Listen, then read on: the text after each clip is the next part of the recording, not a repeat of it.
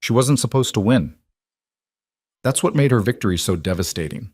For 5 years, Lucien Draven believed his wife was nothing more than expensive furniture. Beautiful, silent, breakable. Tonight, standing in a crimson dress that looked like spilled blood under the chandeliers, Serafina Vale proved him catastrophically wrong. The Mafia boss who controlled continents just lost everything to the woman sleeping beside him. Want to know how the perfect wife became the perfect weapon? Stay until the end. This is a story about power, betrayal, and the most dangerous kind of revenge. Like this video, comment what city you're watching from so I can see how far this story travels, and follow for more stories that'll keep you up at night. The penthouse smelled like expensive cigars and older money. Serafina Vale stood at the floor-to-ceiling window, 40 stories above the city, watching headlights crawl through streets her husband owned in ways that would never show up on any deed. Her reflection stared back at her, hair pulled into a severe chignon, diamond earrings that cost more than most people's houses, a champagne silk gown that whispered when she moved. Perfect. Polished. Empty. Behind her, Lucien Draven's voice cut through the room like a blade through butter. I don't give a fuck what Romano thinks he deserves. He gets what I tell him he gets, or he gets a bullet. Those are his options. She didn't turn around. 5 years of marriage had taught her that Lucien didn't speak to her during business calls. She was decoration. Expensive, well-maintained decoration, but decoration nonetheless. The phone slammed down. Crystal rattled in the bar cart. You're still awake. It wasn't a question. Lucien never asked questions. He made observations, issued commands, stated facts that bent reality to match his will. I couldn't sleep, Serafina said, her voice the same temperature as the window glass. Take a pill. I don't like how they make me feel. Then suffer quietly. I have the Milano meeting at 6. His footsteps crossed the marble floor. Italian, naturally, shipped stone by stone from a quarry his family had owned for 3 generations. Everything Lucien touched carried the weight of legacy, power, inevitable dominance. She watched his reflection approach. Tall, dark-haired, handsome in the way poisonous things often are. 42 years old and more dangerous than he'd been at 25, when he'd first smiled at her across a gallery opening and made her believe she was special. Stupid girl. Serafina. She turned. Yes? You're attending the gala tomorrow night. Givenchy sent over 3 dresses. Pick one. I don't care which. Of course. His eyes traveled over her like she was a car he was considering trading in. Wear your hair down, and that sapphire necklace I bought you, the one that matches your eyes. My eyes are blue-gray. I said the sapphires. He moved past her toward the bedroom, already dismissing her from his thoughts. Don't wait up. I have calls to Taipei. The door closed. Serafina stood there for another 30 seconds, practicing the breathing exercises that kept her from screaming. In through the nose, out through the mouth. Repeat until the urge to shatter every window in this gilded cage passed. It always passed. She crossed to the bar cart and poured 2 fingers of Macallan, the 40-year, the one Lucy saved for visiting dignitaries. Drank it in one swallow, poured another. The city sprawled below her like a circuit board, all lights and connections, power flowing through invisible channels. Lucien thought he controlled it.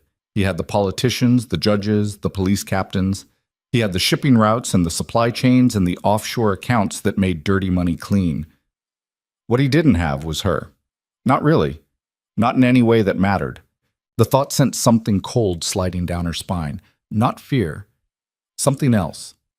Something that had been growing in the dark spaces of her mind for months now, feeding on every dismissal, every affair, every moment he'd looked through her instead of at her. She finished the second drink and set the glass down carefully.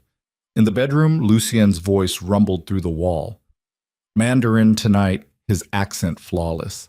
The man spoke 7 languages and wielded them like weapons, cutting deals in native tongues, making men feel comfortable right before he destroyed them.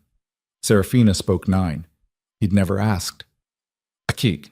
The gala was exactly what she'd expected. Grotesque wealth masquerading as sophistication, criminals in tuxedos pretending they'd earned their money through legitimate means. The ballroom stretched the length of a city block, all gold leaf and crystal, champagne flowing like water, while armed men in expensive suits stood at every exit. Serafina wore the midnight blue Givenchy and the sapphires. Her hair fell in waves down her bare back.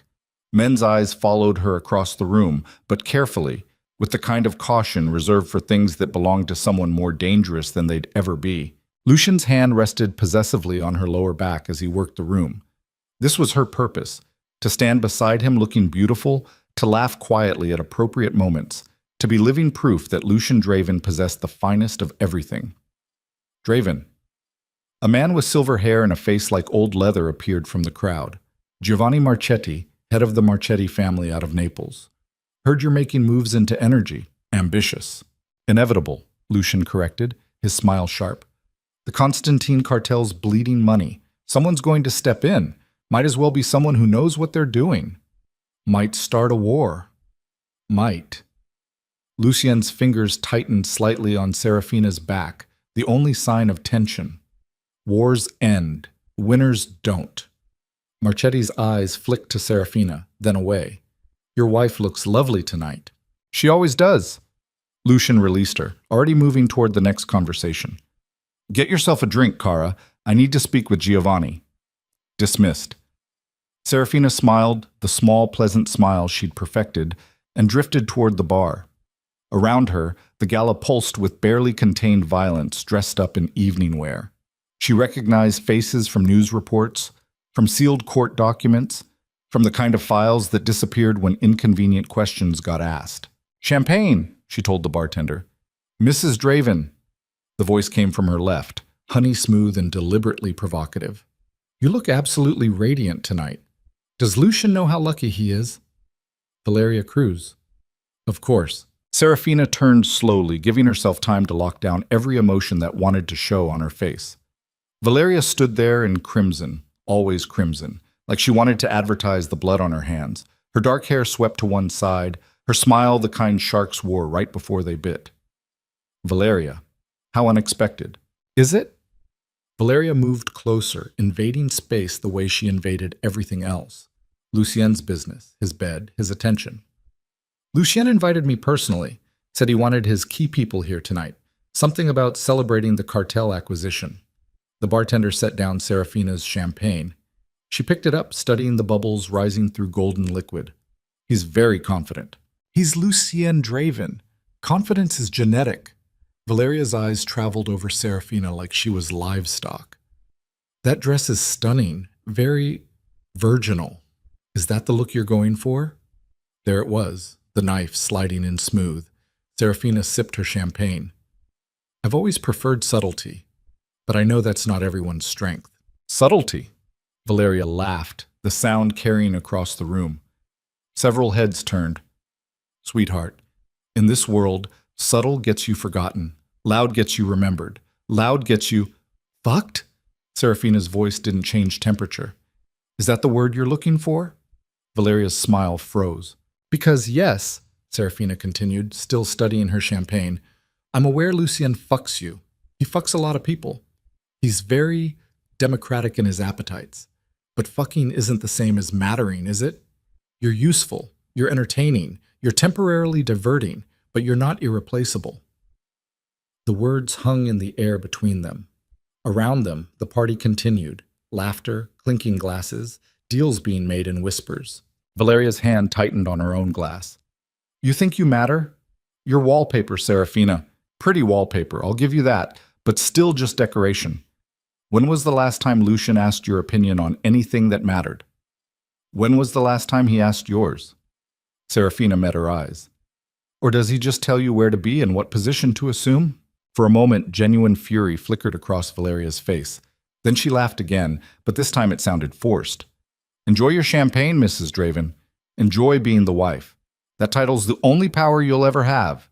She walked away, hips swinging in that crimson dress, already scanning for her next target. Serafina drained her champagne and set the glass down. Her hands were steady. That was good. 5 years ago, that confrontation would have sent her to the bathroom in tears. 5 years ago, she'd believed love could exist in a man like Lucien Draven. Now she knew better. Now she knew exactly what Lucien was. A black hole of ego and ambition, consuming everything in his orbit, giving nothing back. And she knew something else too. She knew how to destroy him. Atiches. The plan had started 6 months ago, in a lawyer's office in Geneva, when Serafina had learned about the inheritance. Her father, dead 15 years now, had left behind a trust she'd never known existed. $14 million, compounding quietly in Swiss accounts, while she'd married Lucien and become his perfect accessory. The lawyer, a dry old man named Erickson, had slid the papers across his desk with arthritic fingers. Your father was very specific about the conditions, he'd said.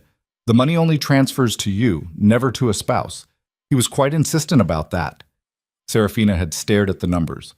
14 million, more money than she'd ever imagined having, more money than Lucien had given her access to in 5 years of marriage. Did he say why? He said, Erickson had consulted his notes. He said, my daughter will need this if she ever finds herself in a cage. Those were his exact words, Mrs. Draven. A cage. Her father had known. Somehow, he'd known. She'd signed the papers, activated the accounts, and then, very carefully, she'd started building something Lucien would never see coming. The energy sector was bleeding. The Constantine cartel, a loose network of Russian oligarchs and Middle Eastern investors, controlled 70% of the privatized energy infrastructure in Eastern Europe. It was worth billions, and it was hemorrhaging money due to mismanagement, infighting, and corruption even by criminal standards. Lucien wanted it. He had been positioning for a takeover for 2 years, using shell companies and proxy buyers, assembling pieces of the puzzle while the Constantines tore themselves apart. What he didn't know was that someone else had been moving faster. Someone quieter. Someone who understood that real power wasn't about being the loudest voice in the room. Serafina had used her inheritance to buy shell corporations, to hire lawyers in 6 different countries, to establish anonymous LLCs and offshore holding companies. She'd moved through the same spaces Lucien operated in, but like a ghost. No name, no face, nothing to connect the transactions back to the Mafia boss's wife. It had taken months. Careful months. Terrifying months. But now she owned 43% of the Constantine cartel, more than anyone else. More than Lucien ever would. She just had to wait for the right moment to reveal it. Pascal. The dinner happened 3 weeks before the gala. Lucien had invited 12 people, power players from his organization, men who'd bled for him, killed for him, built empires in his shadow. The dining room table could have seated 20, but Lucien preferred these intimate gatherings where he could hold court, dispensing wisdom and decisions like a king. Serafina sat at the far end of the table, wearing a pale gray dress that made her disappear into the expensive wallpaper. Around her, men talked business in loud voices, interrupting each other, jockeying for Lucien's attention. The Constantine deal's as good as done, Marco Santoro said, refilling his wine glass. Victor's ready to sell, we just need to name the price. We name the price when I say we name the price, Lucien corrected. Victor's desperate. Desperate men make mistakes. We wait until he's not just willing to sell, we wait until he's begging. Laughter around the table. Valeria sat 3 seats down from Lucien, her hand resting casually on the table, her fingers occasionally brushing his arm. Serafina watched it happen, her face empty of expression. How much longer? That was Dmitri, Lucien's enforcer, a man with hands like sledgehammers and a face that looked like it had lost fights with concrete. We've been circling this for 2 years. As long as it takes. Lucien carved into his steak, rare, almost still bleeding. Power isn't about moving fast. It's about moving inevitably. When I take the Constantine cartel, I want everyone to understand it was never a question of if, only when. Speaking of when, Valeria said, her voice carrying that honey acid quality, I heard Victor's wife left him, took the kids to London. Apparently she got tired of being married to a failure. More laughter. Lucien smiled. Smart woman, he said. Knows when to abandon a sinking ship. His eyes flicked to Serafina. Just for a second. But that second stretched, and in it she saw exactly what he thought. That she wasn't smart enough to leave, wasn't capable enough to exist without him, wasn't anything more than what he'd made her. Something in her chest went very cold. Serafina. Lucien's voice cut across the table. You've been quiet tonight. What do you think about Victor's wife? About women who walk away? The table went silent. Everyone turned to look at her. This was entertainment now, watching Lucien toy with his wife, watching her fumble for words, watching her remember her place. Serafina set down her fork carefully. I think Victor's wife understood something important. Which is? That some ships aren't sinking. They're already sunk. They're just floating on habit, and everyone's too afraid to say it out loud. The silence changed quality, became thicker. Lucien's smile didn't reach his eyes. Interesting perspective, though I'd imagine Victor would disagree. Victor's opinion on his own failure isn't really relevant, is it? Serafina picked up her wine glass. The question isn't what the sinking ship thinks about itself. It's whether the rats are smart enough to leave before they drown. Someone, Marco maybe, choked on his drink. Lucienne stared at her, really looked at her, maybe for the first time in months. Are you calling Victor a sinking ship? I'm saying his wife was smart to leave, that's all.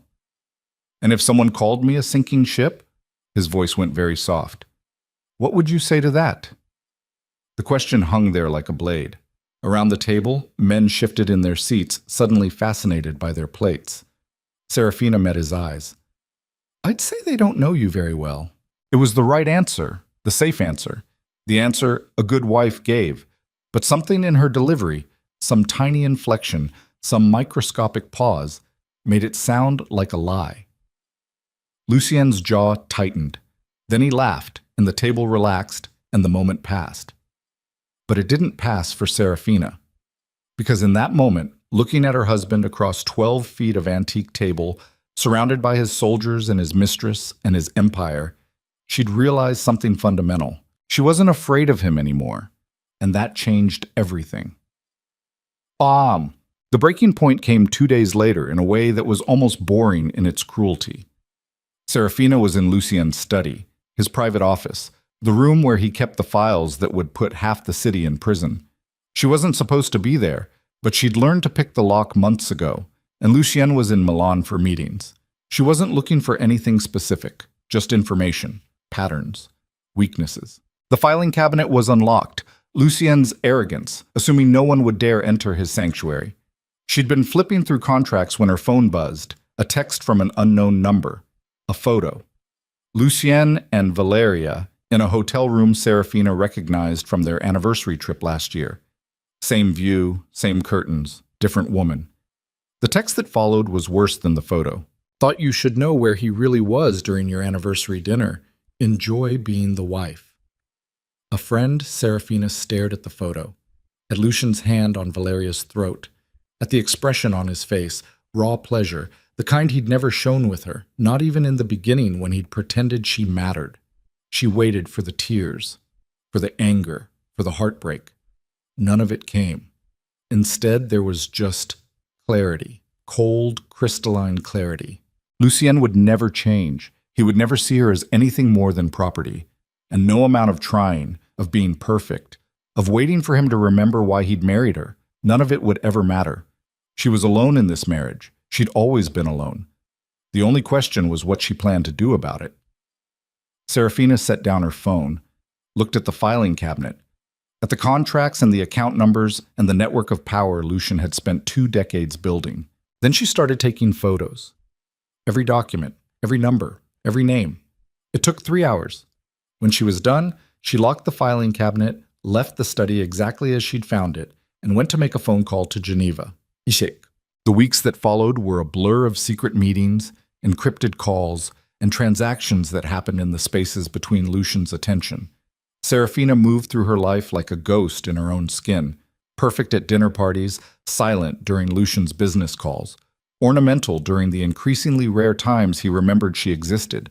But behind that perfect facade, she was building something. The Constantine cartel was fracturing faster now. Victor had made desperate moves, trying to consolidate power, and it had backfired spectacularly. 2 of his partners had walked away. 3 more were looking for exits. And Serafina was there, offering them exactly what they wanted: anonymity, clean money, and a stake in something that wouldn't collapse in the next fiscal quarter. She never met them in person. Everything happened through lawyers, through encrypted channels, through the kind of careful operational security that would have impressed Lucien if he'd known about it. He didn't know. He never looked at her long enough to see what was happening right in front of him. By the time the gala invitations went out, Serafina controlled the majority share of the Constantine cartel, and Lucian still thought he was about to win. By the night before the gala, Serafina stood in her closet, a room the size of most people's apartments, staring at the 3 Givenchy dresses Lucian had selected. Midnight blue, champagne, dove gray, all of them designed to make her disappear into expensive backgrounds, to be beautiful without being memorable, to enhance Lucian's image without threatening it. She looked at them for a long time. Then she walked to the back of the closet, to the section where she kept the dresses Lucian never saw, the ones she'd bought with her own money from the inheritance. The crimson dress hung there like a declaration of war. Serafina pulled it out, held it against her body, studied her reflection in the full-length mirror. The woman staring back at her looked dangerous. Good. She laid the dress carefully on her bed, then went to the safe hidden behind the Chagall painting in the dressing room.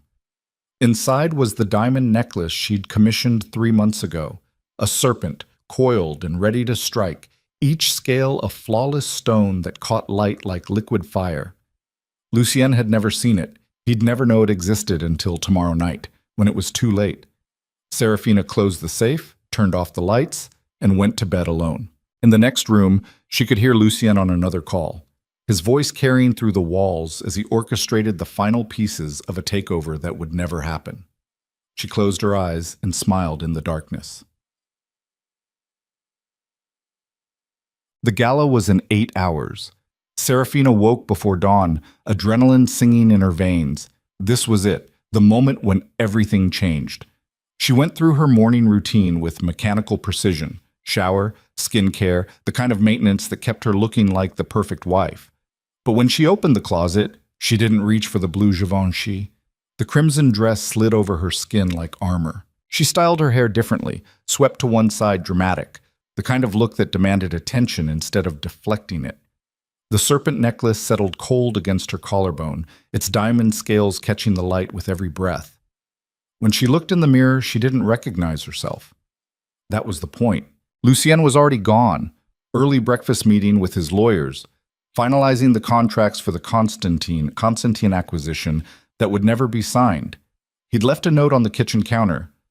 Wear the blue dress. See you tonight. Serafina threw the note away. Then she sat down at her laptop and made the final call. The lawyer in Geneva answered on the first ring. Mrs. Draven, everything's prepared per your instructions. The paperwork will be filed at precisely 8 p.m. tonight. Once it's registered, there's no reversing it. I understand. This is going to create significant legal complications. Mr. Draven will have recourse to... Mr. Draven will have no recourse to anything, Serafina interrupted, her voice steady. I've been very careful about that. Every transaction is clean. Every document is legitimate. He can be angry, he can be shocked, but he can't undo what I've done. Silence on the other end.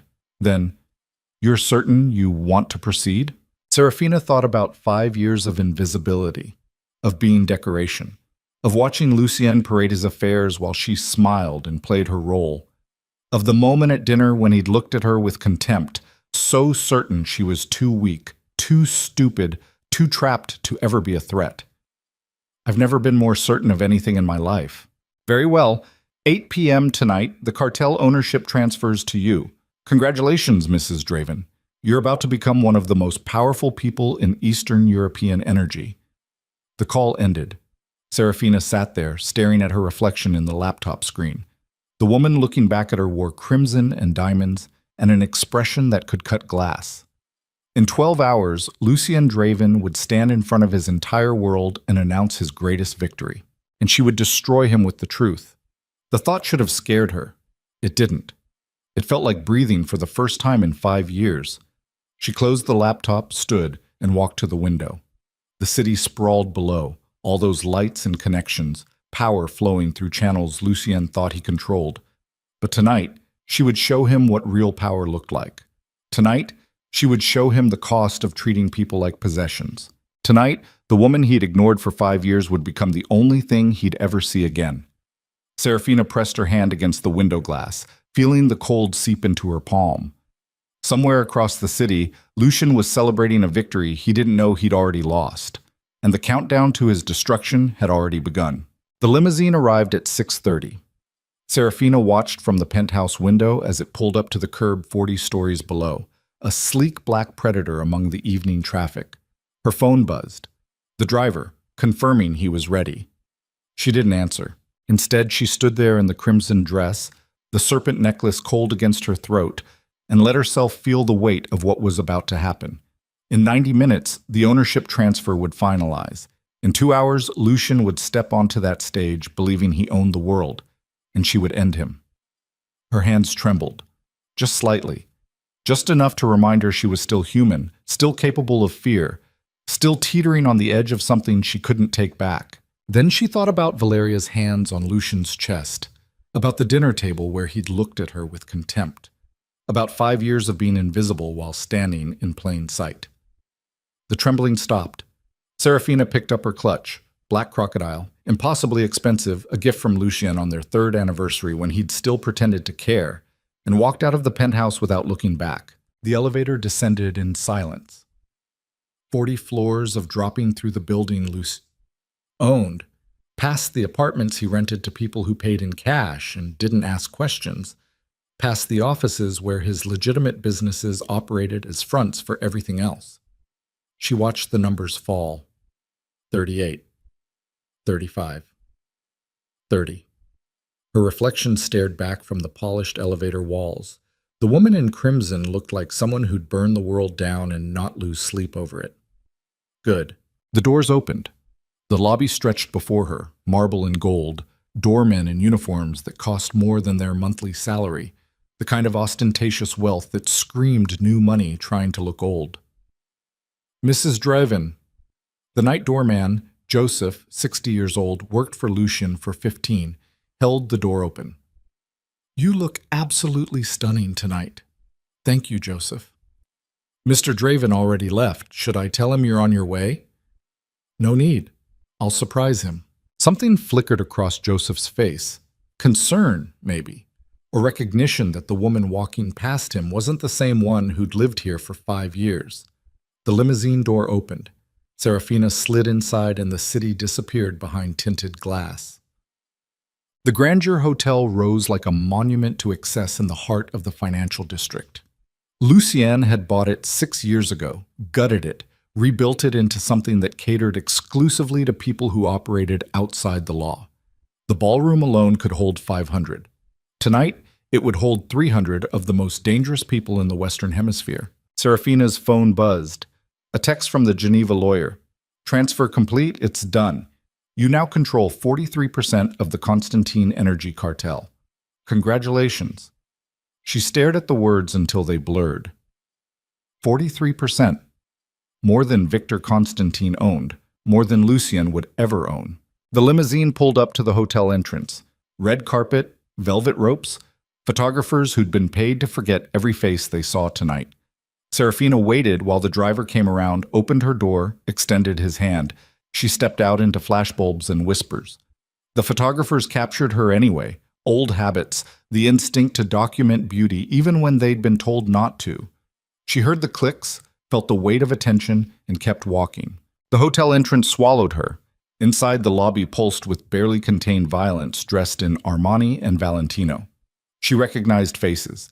Senators who voted on crime bills while taking money from crime lords. Judges who dismissed cases for the right price. CEOs whose companies laundered billions through quarterly reports. Serafina. She turned. Marco Santoro stood there with a drink already in his hand, his face flushed with alcohol or excitement or both. Lucien's second in command, the man who'd been there the night at dinner, who'd laughed when Lucien had tried to humiliate her. Marco, his eyes traveled over her dress, lingered on the necklace. That's different. Does Lucien know you're wearing red? Lucien doesn't pick my clothes. Since when? He laughed, but it sounded uncertain. You feeling all right? You look different. I feel perfect. She smiled, the expression not reaching her eyes. Where is he? Upstairs, private room with Victor and the lawyers finalizing the contracts. Marco leaned closer, his breath heavy with whiskey. This is it, Serafina. After tonight, we're untouchable. Lucien's about to control the biggest energy infrastructure in Eastern Europe. Nothing's stopping us. Nothing, she agreed. You should be proud. Your husband's about to become the most powerful man and he's not my husband. The words came out before she could stop them. He's a man I'm married to. There's a difference. Marco's smile faltered. What? Nothing. Forget it. Serafina moved past him toward the ballroom. Enjoy your celebration, Marco. I have a feeling tonight's going to be memorable. She left him standing there, confusion written across his face like graffiti. The ballroom was exactly what Lucien would design if given unlimited money and no taste. Chandeliers the size of cars, gold leaf on every surface, a ceiling painted with some Renaissance knockoff that was supposed to look cultured but just looked desperate. 300 people filled the space. Serafina recognized most of them. Crime families from 6 continents, arms dealers, human traffickers, the occasional terrorist financier, all of them dressed like they were attending the opera instead of a meeting of psychopaths. This was Lucien's world, and after tonight, it would be her hunting ground. Well, well. Valeria appeared from the crowd like a shark sensing blood. She wore black tonight, tight, revealing, designed to make men stupid. Look who decided to wear a real color. Finally got tired of disappearing into the furniture? Serafina turned slowly. Valeria, you look exactly like I expected. Expensive on the outside, cheap underneath. Valeria's eyes narrowed. Careful, you're out of your depth tonight. Am I? Serafina let her gaze travel over the other woman with the same clinical assessment Valeria had used on her countless times. I think I'm exactly where I'm supposed to be. How about you? Still auditioning for the role of wife? Or have you accepted you're just the help? The words hit like a slap. Around them, conversations continued, but Serafina saw heads turn, saw people register that something was happening. Valeria stepped closer, her voice dropping to a whisper. Listen to me very carefully, you useless bitch. I don't know what's gotten into you tonight, but you need to remember your place. You're nothing. I'm the wife, Serafina interrupted. That's what you keep reminding me, isn't it? That I have the title you want? So which is it, Valeria? Am I nothing, or am I everything you'll never be? Valeria's hand twitched. For a second, Serafina thought she might actually swing. Part of her wanted it. Wanted the excuse to hit back, to feel bone against knuckles, to stop being civilized. But Valeria was smarter than that. She smiled instead, vicious and cold.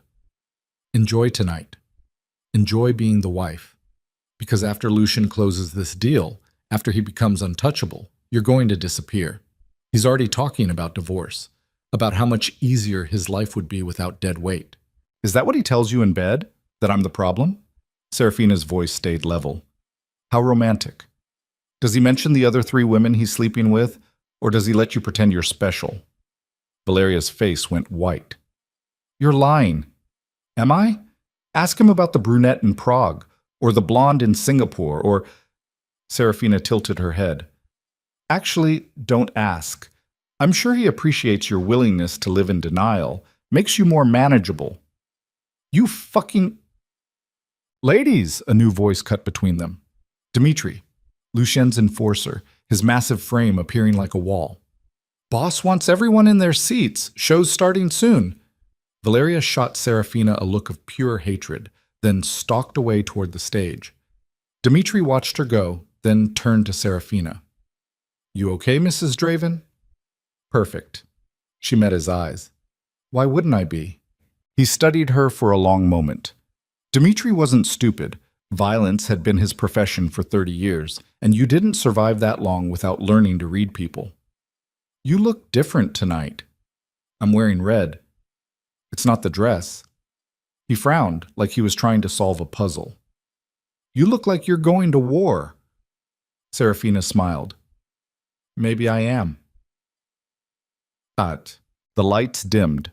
Conversations faded to whispers, then silence.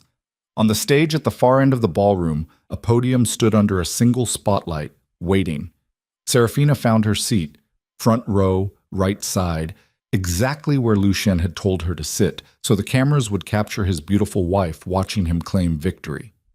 Around her, the most dangerous people in the world settled into chairs that cost more than cars, waiting for the show. Her phone buzzed. She glanced at it discreetly. Another text from Geneva. Media release scheduled for 8:15 p.m. All major financial networks will have the story simultaneously. Are you certain you want to proceed? Serafina typed back, "Proceed." The lights went completely dark. Then music. Something orchestral and overblown, the kind of dramatic entrance music dictators used. A spotlight hit the stage. Lucien Draven walked out to applause. He wore a tuxedo that had been custom-made in Milan, his hair perfectly styled, his smile the kind that made people forget he'd ordered executions before breakfast. He moved like he owned not just the room, but the air inside it, the ground beneath it, the very concept of space itself. Serafina watched him and felt nothing. That was new. That was different. For 5 years, seeing Lucien had triggered something. Love in the beginning, then hurt, then anger, then resignation. But now, watching him bask in applause from murderers and monsters, she felt the same thing she'd feel watching a stranger. He wasn't her husband. He was a problem she was about to solve. "Thank you." Lucien's voice carried across the room without microphone assistance. He'd trained himself to project, to command attention through sheer force of presence. "Thank you all for being here tonight. For those who don't know me, though I suspect everyone in this room knows exactly who I am, my name is Lucien Draven, and tonight we're here to celebrate the future." More applause. Serafina's hand stayed folded in her lap. "For 2 years," Lucien continued, "I've been working toward a singular goal. The Constantine Energy Cartel controls 70% of privatized energy infrastructure across Eastern Europe. Billions in revenue, unlimited potential, and until now, utterly mismanaged by people who confused legacy with competence." Scattered laughter. Somewhere in the room, Victor Constantine was sitting through this, listening to Lucien describe his failure. Serafina wondered if he knew yet, if the lawyers had told him the deal was dead. "Tonight," Lucien said, his smile widening, "that changes. Tonight, I'm pleased to announce that after extensive negotiations, the Constantine cartel is Mr. Draven." A voice from the back of the room. People turned. A man in a gray suit, one of Victor's lawyers, stood up, his face pale. "I'm sorry to interrupt, but there's been a development." The room went silent. Lucien's smile didn't change, but Serafina saw his jaw tighten. "This isn't the time for developments, Michael. We'll discuss—" "You need to hear this now." The lawyer was sweating. "The deal, the controlling share of the cartel, it's already been sold." Confusion rippled through the audience. Lucien's hand gripped the podium edge. "What are you talking about? We have contracts. The contracts are void." Another man stood. This one Serafina recognized as one of Victor's partners, a Ukrainian oligarch named Petrov. "The majority share was purchased 3 hours ago through a series of shell corporations. Victor doesn't own enough to sell to you anymore. None of us do." The silence changed quality. Became dangerous. Lucien's voice went very quiet. "Who bought it?" "We don't know. The sale went through anonymous holding companies, offshore accounts, layers of who bought it. A syndicate called Serpent Holdings. That's all we have. Everything else is buried under enough legal protection that it'll take months to—" "Serpent Holdings." Lucien repeated the words like they tasted wrong. "Never heard of them. Neither had we." Petrov's voice shook slightly. "But they own 43% of the cartel now, more than anyone else, which means your deal is dead, Mr. Draven. The cartel belongs to someone else." The ballroom erupted, people shouting questions, demanding answers, chairs scraping back as men stood up. Lucien just stood there at the podium, his face blank, his mind clearly racing through possibilities. Serafina watched it all from her front row seat, her expression calm. On stage, Lucien's eyes scanned the crowd, looking for answers, looking for someone to blame. His gaze passed over her once, dismissive, already moving to the next face. Then it snapped back. He stared at her, really looked at her, at the crimson dress, at the serpent necklace coiled around her throat. Serpent. Understanding hit him like a freight train. Serafina smiled. The ballroom descended into chaos. Men shouted into phones, demanding information. Victor's people clustered together, arguing in Russian. Lucien's soldiers looked to him for direction, but their boss just stood frozen at the podium, staring at his wife like she'd materialized from another dimension. Serafina stood up, smoothed her dress, walked toward the stage. People got out of her way. She climbed the steps slowly, each footfall deliberate. The spotlight hit her, and for a moment she was blinded by it. Then her eyes adjusted, and she could see the entire room. 300 faces turned toward her, confusion written across all of them. She stepped up to the microphone.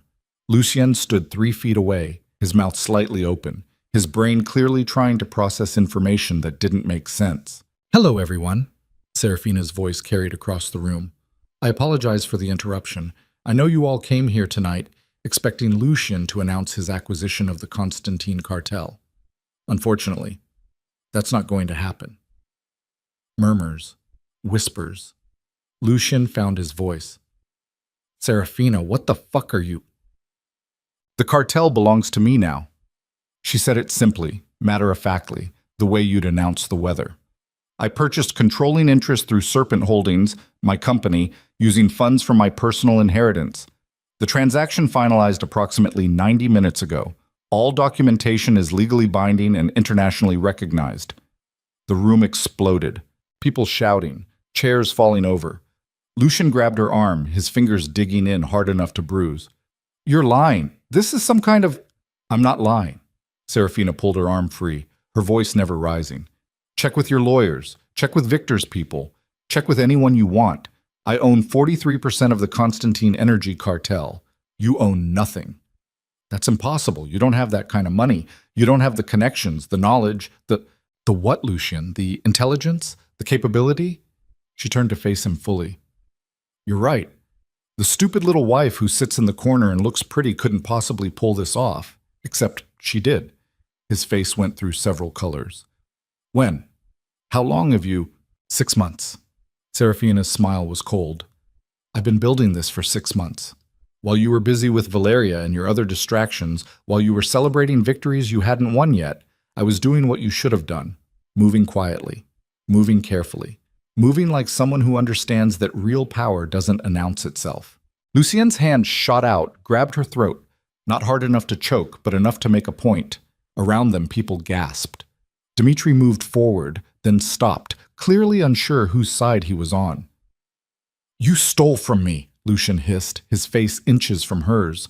"You used my connections, my influence, my—" "I used nothing of yours." Serafina's voice stayed level despite the hand on her throat. "I used my inheritance, my lawyers, my intelligence.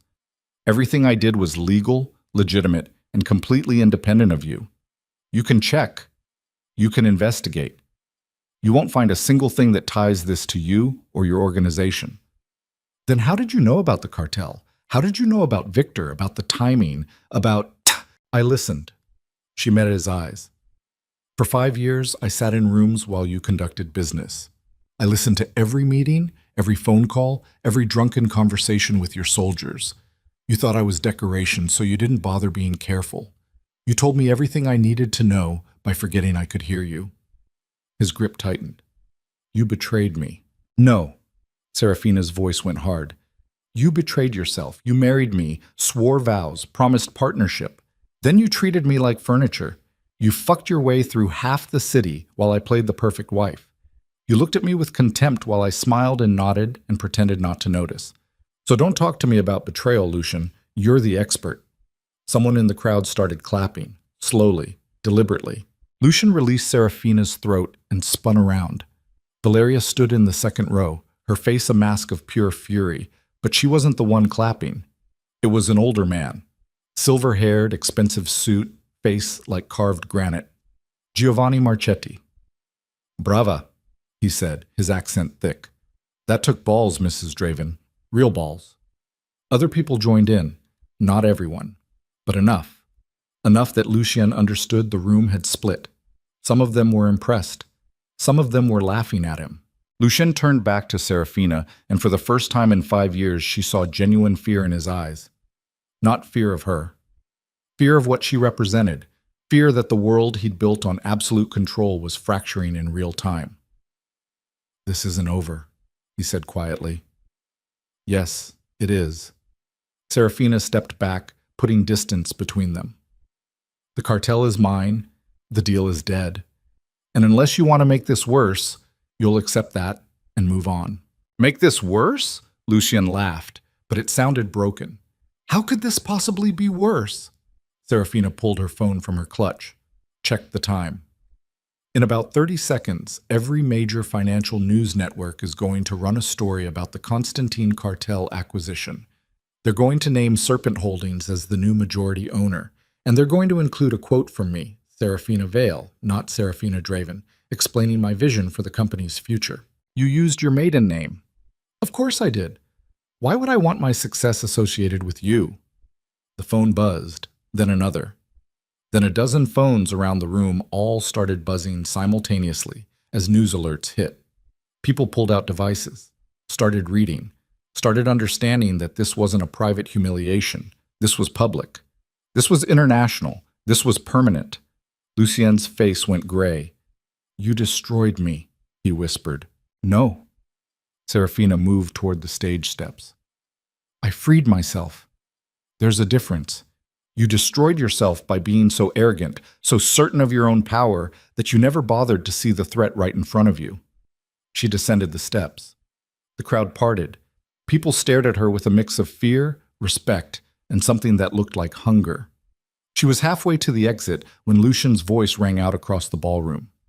If you leave this room, you're dead. Serafina stopped, turned. Lucien stood at the edge of the stage, his hand inside his jacket. Everyone in the room knew what that meant. Dmitri moved closer to Serafina. So did two other men, Marco and another lieutenant named Gregor. They formed a loose triangle around her, blocking Lucien's sight line. Boss, Dmitri said carefully, think about this. Get out of my way. She's still your wife. You pull that trigger, there's consequences you can't control. She's a traitor. Lucien's voice shook. She stabbed me in the back. She humiliated me in front of everyone who matters. I'm supposed to just let that go? You're supposed to be smart. Marco's voice was steady. You shoot her. You don't get the cartel back. You just become the man who murdered his wife in front of 300 witnesses. That's not power, boss. That's suicide.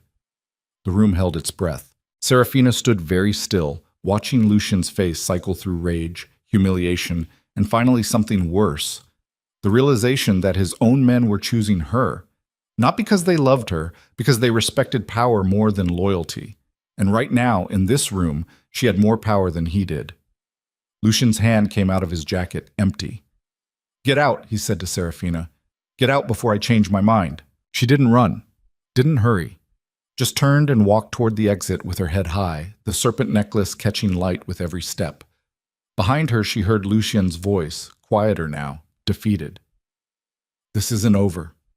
You hear me, Serafina? This isn't fucking over. She paused at the door, looked back one last time. Yes, Lucien, it is. Then she walked out into the night, leaving her husband standing in the ruins of his empire, and didn't look back. The limousine was waiting. Serafina collapsed into the back seat, her hands finally shaking, adrenaline flooding her system now that the performance was over. The driver pulled away from the hotel, and she watched it recede in the rear window, that monument to Lucien's excess, now the site of his greatest humiliation. Her phone rang. Geneva. Mrs. Draven, I saw the news coverage. It's everywhere. Financial networks, social media, international press. You're the story of the night. Good. I should warn you, Mr. Draven has considerable resources. He can make your life very difficult going forward. Legal challenges, financial pressure, possibly. He can try. Serafina's voice was steady again. But I was careful. Every transaction is clean. Every document is legitimate. He has no legal recourse. Legal isn't the same as safe. I know. She closed her eyes. But I'm done being safe. Safe got me 5 years in a cage. I'll take dangerous over that any day. The lawyer sighed. What do you want to do with the cartel? You have majority control, but running an international energy conglomerate isn't... I'm not running it. I'm restructuring it. Serafina opened her eyes, staring out at the city lights flowing past. clean energy initiatives, legitimate business practices, actual governance. I'm going to take everything Lucian wanted and turn it into something that actually matters. That's ambitious. That's the point. The call ended. Serafina sat in silence as the limousine navigated through traffic. Around her, the city pulsed with life, people living normal lives, worrying about normal things, never knowing that above them, in penthouses and private clubs, monsters wore human faces and called it civilization. She'd been one of those people once, normal, naive, believing in love. That woman was dead. The woman who'd replaced her was something else entirely. The limousine pulled up to a boutique hotel in a neighborhood Lucien would never think to look. Serafina had booked it 3 months ago, using cash under a false name. She'd prepared for this night with the same precision she'd used for the cartel acquisition. She walked into the lobby, checked in, took the elevator to the 12th floor. The room was small, simple, nothing like the penthouse she'd left behind. But it was hers, completely hers. Serafina set her clutch on the dresser, removed the serpent necklace, unzipped the crimson dress and let it fall to the floor. She stood there in the mirror, looking at herself, at the woman who'd just destroyed a mafia boss in front of his entire world. She should feel triumphant. She should feel victorious. Instead, she just felt tired and alone and terrified that Lucien would find a way to make her pay. Her phone buzzed, a text from an unknown number. "You made a powerful enemy tonight. I can help, or I can stay out of it. Your choice.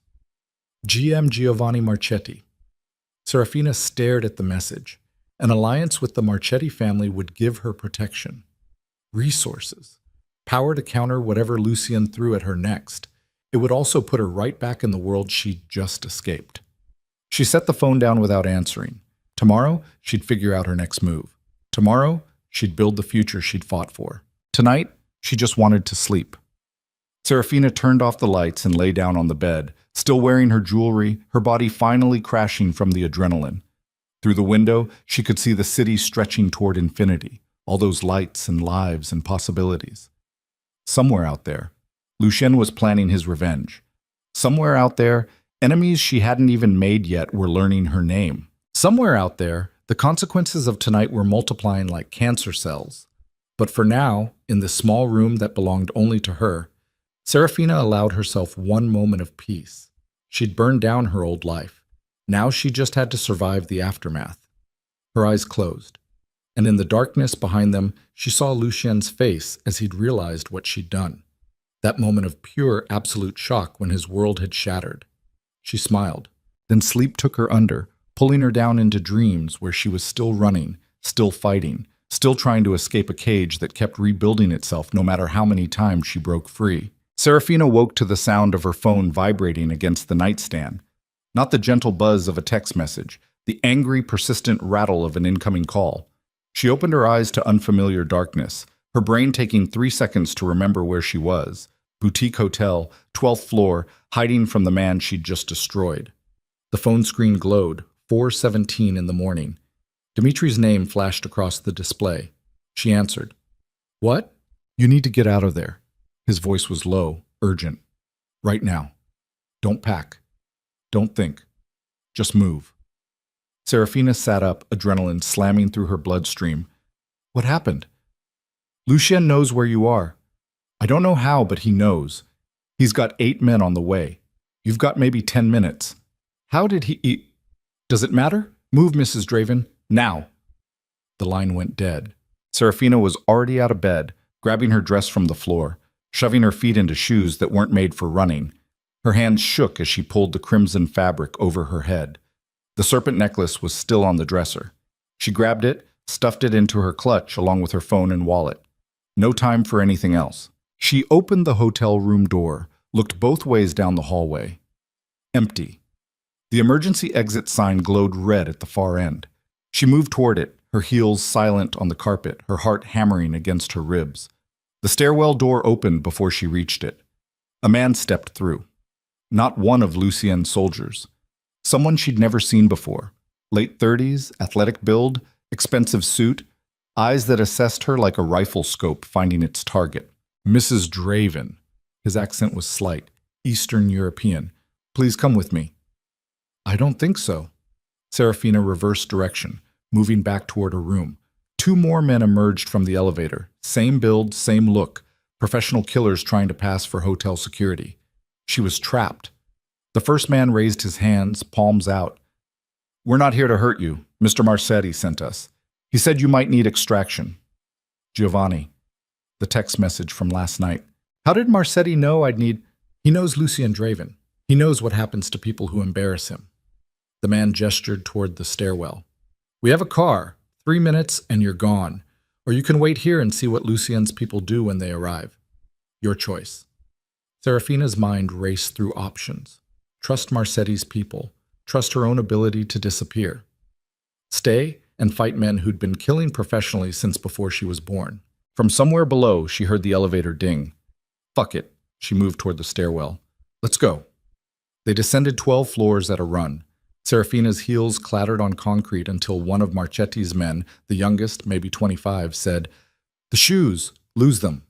She kicked them off without stopping. Her bare feet slapped against cold stairs, and she had the hysterical thought that this was definitely not how billionaire energy moguls were supposed to make their exit. They hit the ground floor. The man in front cracked the door, checked the lobby. "Clear. Move." They crossed the lobby in 15 seconds. A black Mercedes SUV idled at the curb, driver already behind the wheel. Serafina dove into the back seat. The door slammed. The vehicle pulled away from the hotel with the kind of smooth acceleration that suggested the driver had done this before. Through the rear window, Serafina watched 3 more SUVs pull up to the hotel entrance. Men in dark clothes poured out, moving with military precision toward the doors. Lucien's people. 30 seconds later, and they would have had her. "Where are we going?" Serafina asked. The man in the passenger seat, the one who'd found her in the hallway, turned around. "Somewhere safe. Mr. Marsetti will explain." "I didn't ask to be rescued." "No, but you needed it anyway." His smile didn't reach his eyes. "Welcome to the consequences, Mrs. Draven. Wotis." The Marsetti estate sat on 200 acres north of the city, hidden behind walls that looked decorative but could probably withstand mortar fire. The Mercedes passed through 2 security checkpoints before pulling up to a house that was somehow both modern and ancient, glass and steel grafted onto stone that had been standing for a century. Giovanni Marchetti waited on the front steps, wearing a bathrobe and slippers like this was a social call at 4:30 in the morning. "Serafina." He descended the steps as she climbed out of the SUV. "Forgive the informal welcome. When Dmitri called to warn me about Lucien's plans, I thought it best to move quickly." "Dmitri called you?" "An hour ago. He's been my informant inside Lucien's organization for 6 months." Giovanni smiled at her expression. "You're not the only one who's been planning, my dear. Come inside, we have much to discuss." The house interior was warmer than she'd expected. Wood paneling, leather furniture, the kind of understated wealth that didn't need to announce itself. Giovanni led her to a study lined with books that looked actually read, not purchased by the yard for decoration. He poured 2 glasses of something amber, handed her one. "Drink. You look like you need it." Serafina drank. Cognac. Expensive enough that it went down smooth. "Why did you help me?" "Because you impressed me." Giovanni settled into a chair across from her. "What you did last night at the gala, that took courage, intelligence, the kind of ruthlessness this business respects. Lucien married you thinking you were a trophy. Instead, he married a viper. That's delicious irony. It's also going to get me killed. Only if you face him alone."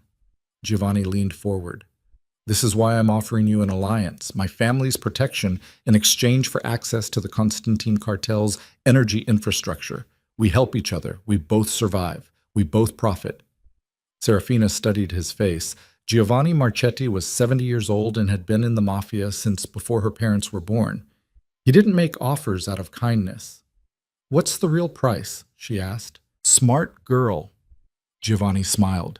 "The real price is loyalty. You work with my family, you don't work against us, you share information, you coordinate major moves, you become part of our network instead of trying to operate independently.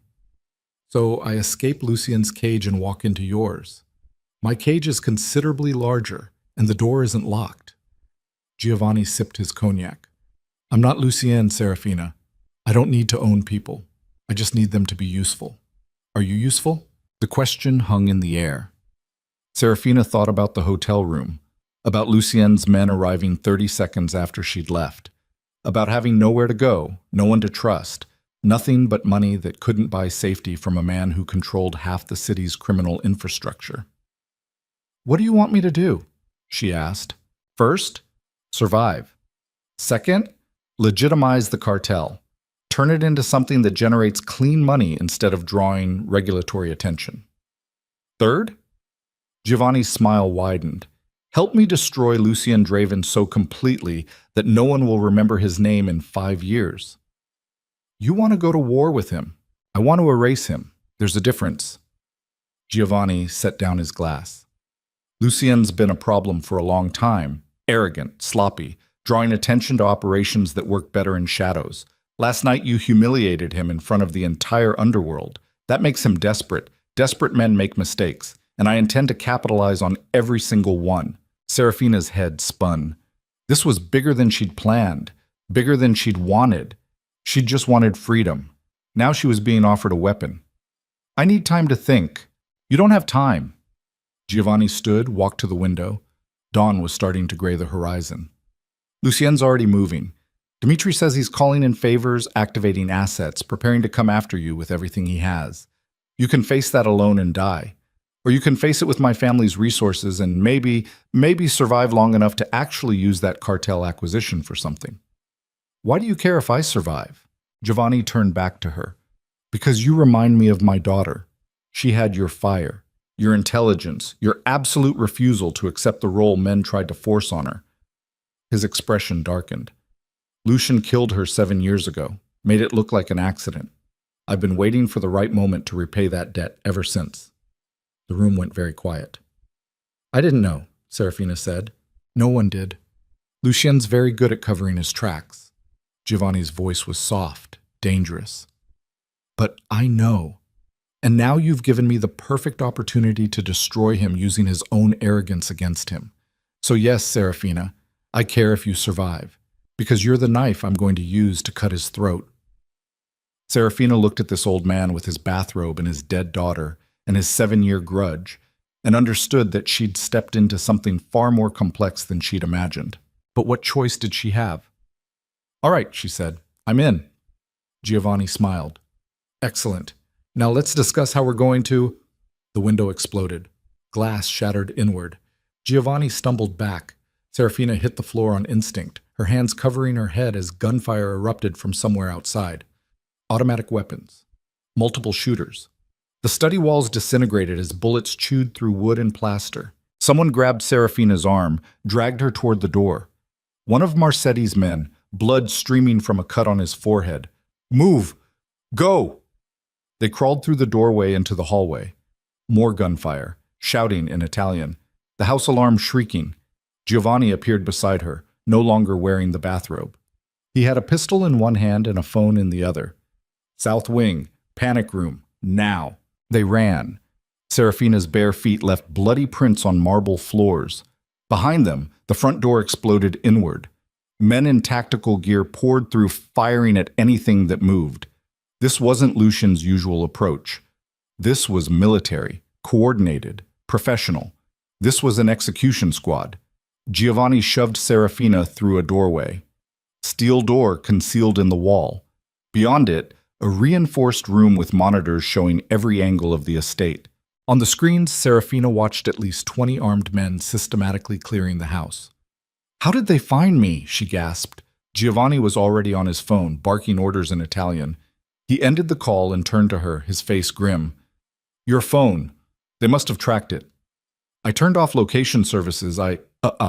Lucien has connections in NSA, in intelligence agencies across 3 continents. If he wanted to find you badly enough, he could." Giovanni pointed at the monitors. "And he wanted to find you very badly." On screen, Lucien's men were executing Marchetti's guards. No hesitation, no mercy. Just systematic murder.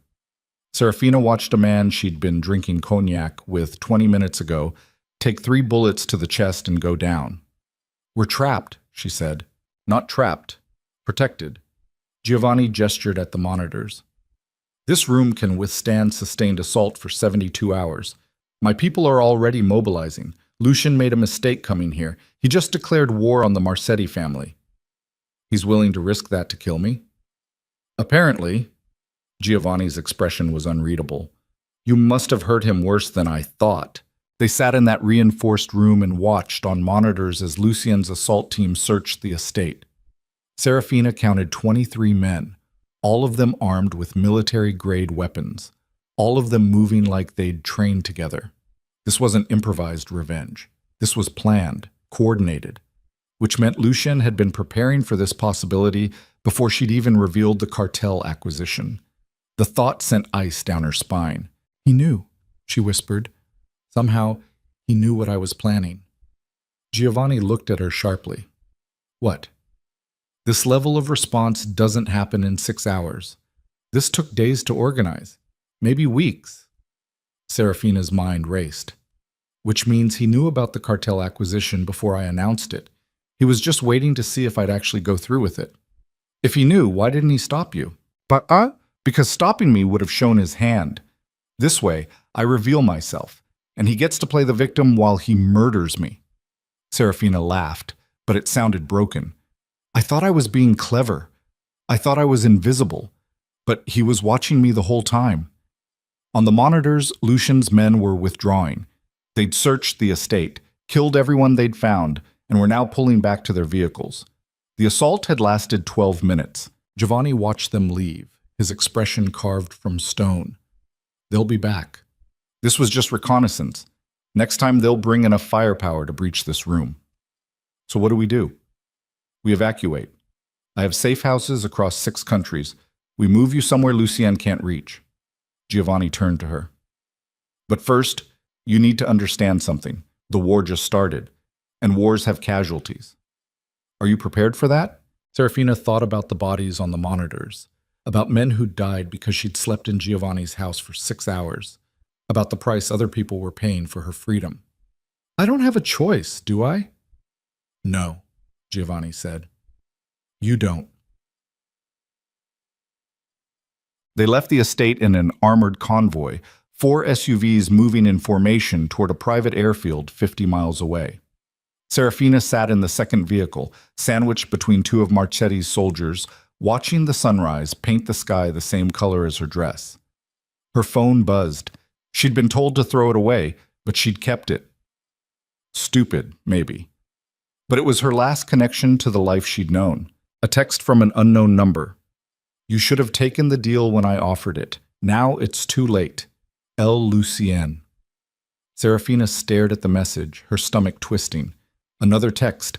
I gave you everything. A home, a name, protection, and you threw it in my face. Then another. Did you really think I wouldn't know? That I wouldn't see what you were building? And another. I watched you for 6 months. Watched you meet with lawyers. Watched you build your little empire. I could have stopped you any time, but I wanted to see how far you'd go. Serafina's hands shook. Final text. You wanted freedom? Congratulations. You're free. Free to run. Free to hide. Free to spend the rest of your life looking over your shoulder, knowing I'm coming. Enjoy it, Kara. You earned it. The phone went dark.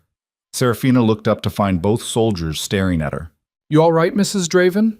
The one on her left asked. He's been watching me the whole time, she said. Every move I made, every meeting, every transaction, he knew. The soldiers exchanged glances. Then why didn't he stop you?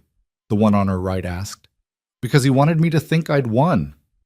Serafina's voice came out hollow. He wanted me to feel powerful right before he took it all away. This isn't about the cartel. This is about proving he owns me no matter what I do. The convoy pulled through the airfield gates. A private jet waited on the tarmac, engines already running. Giovanni emerged from the lead vehicle, gesturing for Serafina to follow. We're going to Malta. I have a compound there. Secure. Isolated. You'll be safe while we figure out our next move. Serafina climbed out of the SUV. The morning air was cold against her skin. She still wore the crimson dress, still had the serpent necklace in her clutch, still looked like she was dressed for a party that had ended in blood. What if there is no next move? She asked. What if Lucien's already won? He hasn't won. He's just shown his hand. Giovanni started toward the jet. Come, we'll regroup and...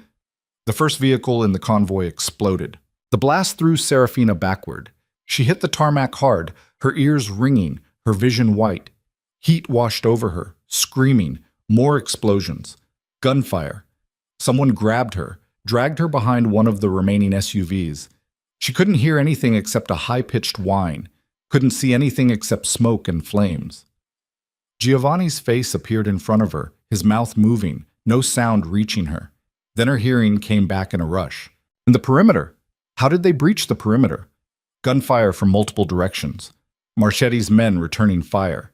The jet's engines screaming as the pilot tried to take off. A rocket-propelled grenade hit the jet's wing. The explosion turned the aircraft into a fireball. They weren't getting out by air. Giovanni grabbed Serafina's face, forced her to look at him. There's a backup plan. Emergency vehicle on the far side of the airfield. Can you run? I don't know. Figure it out, now! He hauled her to her feet. They ran, staying low, using the burning vehicles as cover. Around them, the battle turned into chaos. Marchetti's soldiers dying. Lucien's assault team advancing, the sound of it all like the end of the world. They reached the far side of the airfield. A motorcycle sat there, keys in the ignition. Not armored, not protected, just two wheels and an engine. Take it, Giovanni gasped. Blood stained his shirt. Serafina hadn't even seen him get hit. Go south. There's a town called Rossi's Harbor. Find the church. Ask for Father. I'm not leaving you. You don't have a choice. Giovanni shoved her toward the motorcycle. I'm 70 years old and bleeding internally. I'll slow you down. Go, now, before they... A bullet took him in the shoulder. He spun, went down hard. Serafina screamed. Dove for him. Someone grabbed her from behind, lifted her off her feet.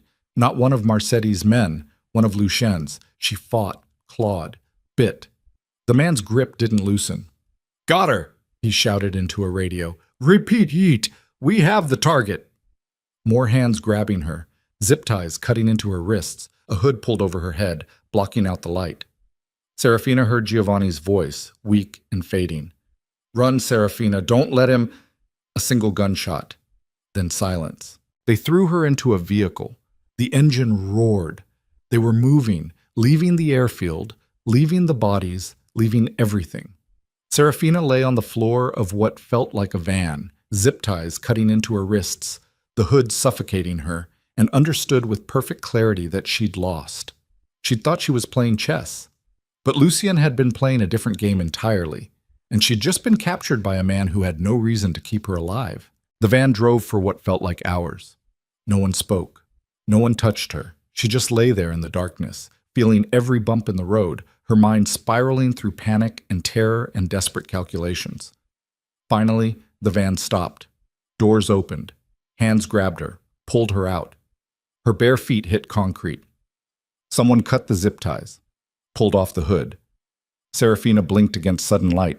She was in a warehouse, empty, abandoned, the kind of place where people disappeared. And standing in front of her, wearing the same tuxedo from last night, looking like he hadn't slept at all, was Lucien. He smiled. Hello, Cara. We need to talk. The warehouse smelled like rust and old blood. Serafina's bare feet stuck to the concrete floor, something wet, something she didn't want to identify. Her wrists ached where the zip ties had cut in. Her ears still rang from the explosions. But none of that mattered compared to the man standing 10 feet away, looking at her like she was a problem he was about to solve permanently. Lucien hadn't changed clothes since the gala. His tuxedo was rumpled now, the bow tie gone, the shirt unbuttoned at the collar. He looked tired. Human. That made him more dangerous, not less. You're wondering if I'm going to kill you, he said. His voice echoed in the empty space. The answer is, I haven't decided yet. Serafina's throat was dry. She tried to speak. Nothing came out. Lucien walked closer, his shoes clicking on concrete. 6 months. You spent 6 months building your little empire, thinking you were invisible. Do you want to know when I first noticed? She found her voice. When? The 3rd week. You met with a lawyer in Geneva, used a fake name, paid cash, thought you were being careful. Lucien stopped 3 feet away. But the hotel you stayed in, I own it. The restaurant where you had lunch, mine. The car service you used, also mine. You moved through my world, Serafina. You just didn't know it was mine. The words hit like physical blows. You're lying. Am I? Then explain how I knew about every meeting, every transaction, every shell corporation you established. Lucien pulled out his phone, swiped through it, held it up. See this? Complete financial breakdown of Serpent Holdings. Every account, every transfer, every lawyer you hired. I've had it for 4 months. Serafina stared at the screen, at her entire plan, laid out in forensic detail. If you knew, she whispered, why didn't you stop me? Because I wanted to see what you'd do. Lucien pocketed the phone. I wanted to see if my sweet, obedient wife actually had the spine to go through with it. And you did. You stood on that stage and destroyed me in front of everyone who matters. That took courage. His smile was cold. Stupid courage, but courage nonetheless. So you decided to kill everyone around me instead. I decided to teach you a lesson about consequences. Lucien gestured at the warehouse. Martetti's dead. His men are dead. Your Geneva lawyer? Dead. The accountant you hired in the Caymans? Dead. Everyone who helped you build your little syndicate is gone, Serafina. Everyone except you. Her legs threatened to give out. She locked her knees, refusing to fall. Giovanni had nothing to do with this. Giovanni had everything to do with this. He's been trying to undermine me for 7 years. You think he helped you out of kindness? He wanted to use you as a weapon against me. Well, congratulations. You were a very effective weapon, for about 12 hours. Lucien circled her slowly like a shark assessing prey. Here's what's going to happen.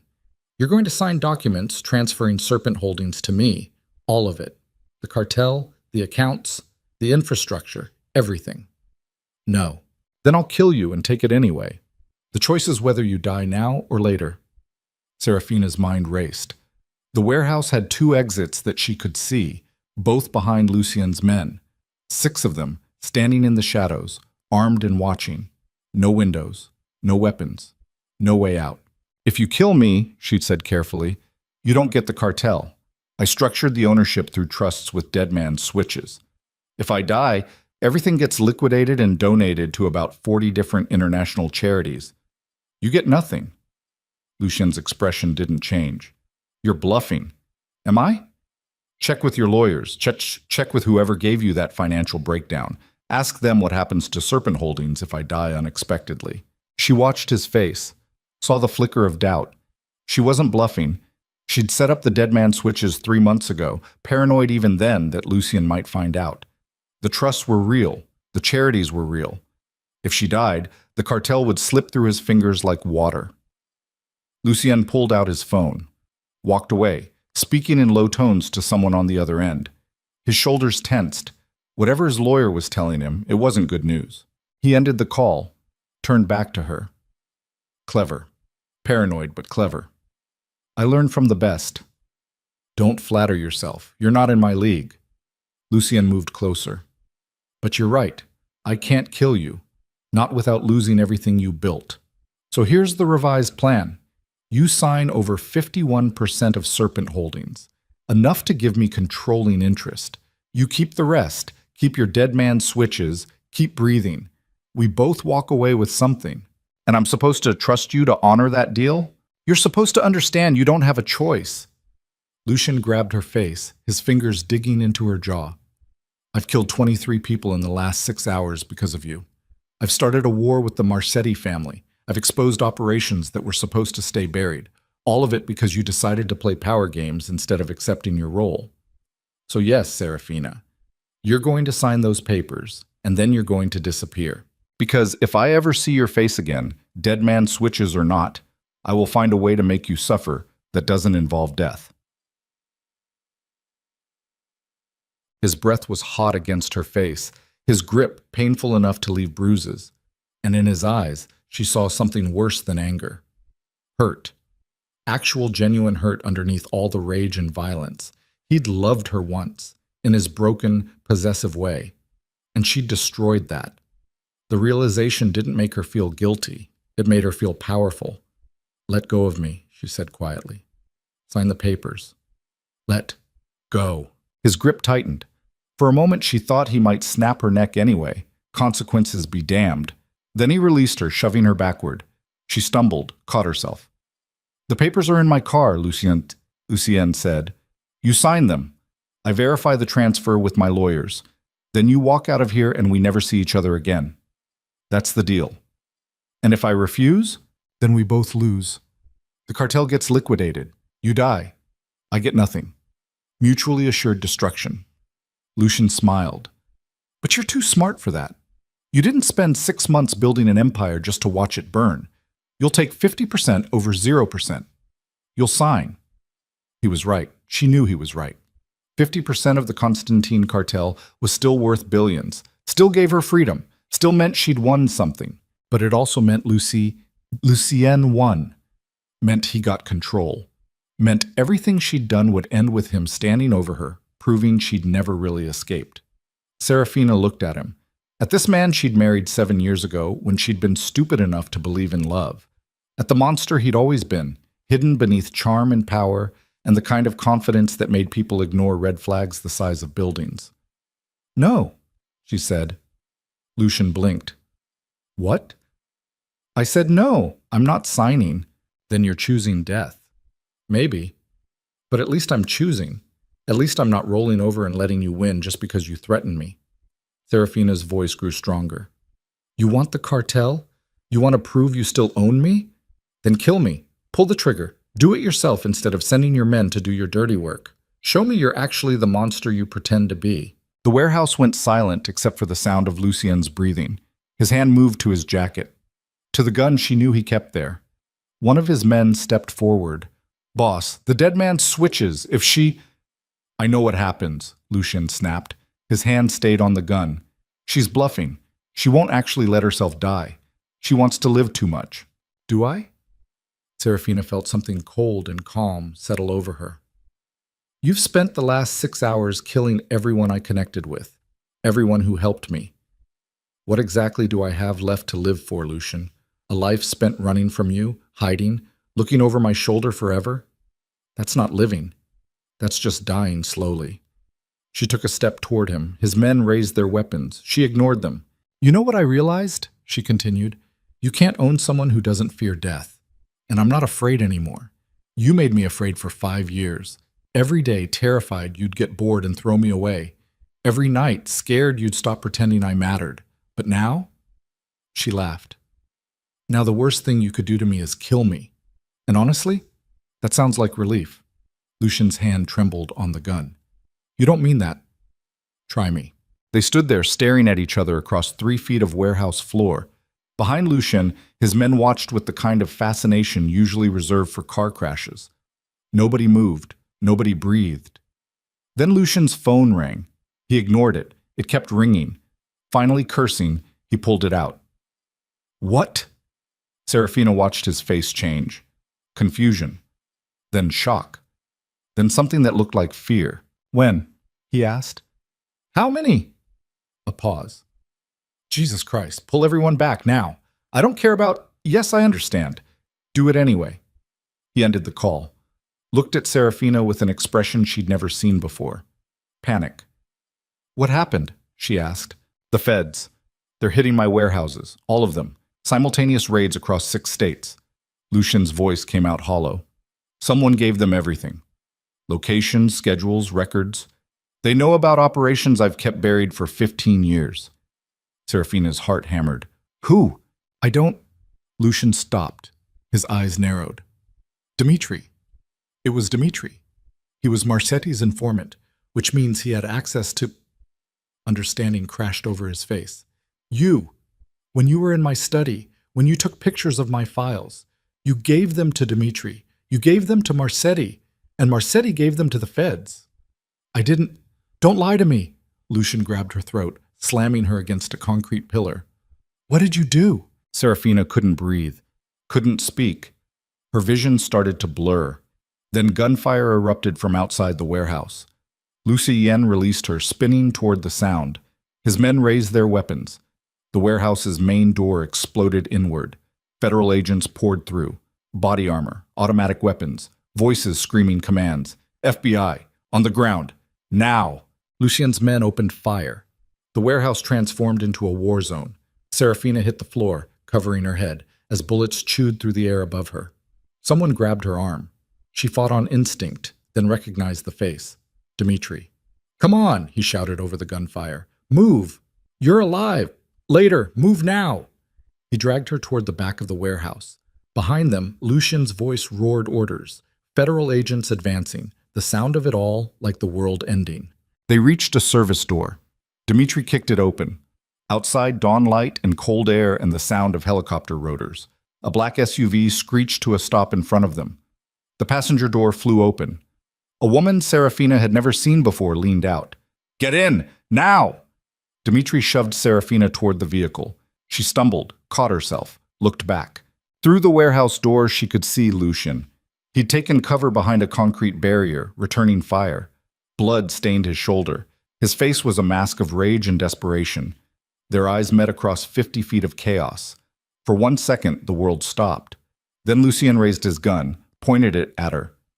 Dmitri threw himself in front of Serafina. The bullet meant for her took him in the chest. He went down hard. "No!" Serafina dropped beside him. Blood poured from the wound. Too much blood. "Go," Dmitri gasped. "He'll kill you. Go." The woman from the SUV was suddenly there, grabbing Serafina, hauling her toward the vehicle. "He's gone! You can't help him! Move!" Serafina fought, screamed, but the woman was stronger, trained, and she didn't hesitate. She threw Serafina into the SUV, slammed the door, and the vehicle peeled out. Through the rear window, Serafina watched the warehouse recede, watched federal agents swarm the building, watched Dmitri's body lying motionless on the pavement, watched Lucien emerge with his hands up, surrounded by agents, his empire crumbling in real time. Their eyes met one last time, and Serafina saw something in his face that would haunt her forever. Not anger, not hatred, betrayal. The SUV turned a corner, and he was gone. Serafina collapsed against the seat, her body shaking, adrenaline and shock crashing through her system in waves. The woman driving glanced back at her through the rearview mirror. "You're safe now. We got you out." "Who are you?" "FBI, Special Agent Torres. We've been building a case against Lucien Draven for 3 years. Dmitri was our informant. He said you had evidence we could use. Was he right?" Serafina's mind spun. The photos from Lucien's study, the financial records, the contracts. She'd given them to Dmitri months ago, asking him to keep them safe in case something happened to her. He'd given them to the FBI. He'd been working both sides, protecting her while building a case against Lucien, and now he was dead because of it. "Yeah," Serafina whispered. "I have evidence." "Good, because we're going to need your testimony. Everything you know about Lucien's operations, his network, his connections." Torres navigated through traffic, checking mirrors constantly. "You're going to help us put him away for the rest of his life." "What if I don't want to?" Torres's eyes met hers in the mirror. "Then you don't get witness protection. You don't get a new identity. You don't get safety. You just get to spend the rest of your life running from what's left of Lucien's organization while they hunt you down for revenge. Your choice." It wasn't a choice. It was the illusion of choice. Serafina closed her eyes, felt tears finally come, hot and bitter. She'd wanted freedom. She'd wanted power. She'd wanted to escape. Instead, she'd burned everything to the ground and barely escaped the flames herself. The SUV pulled into an underground parking garage, federal building, security checkpoints, armed agents everywhere. They led her to an elevator, up 20 floors, into a conference room with no windows and cameras in every corner. A man in a suit sat at the table.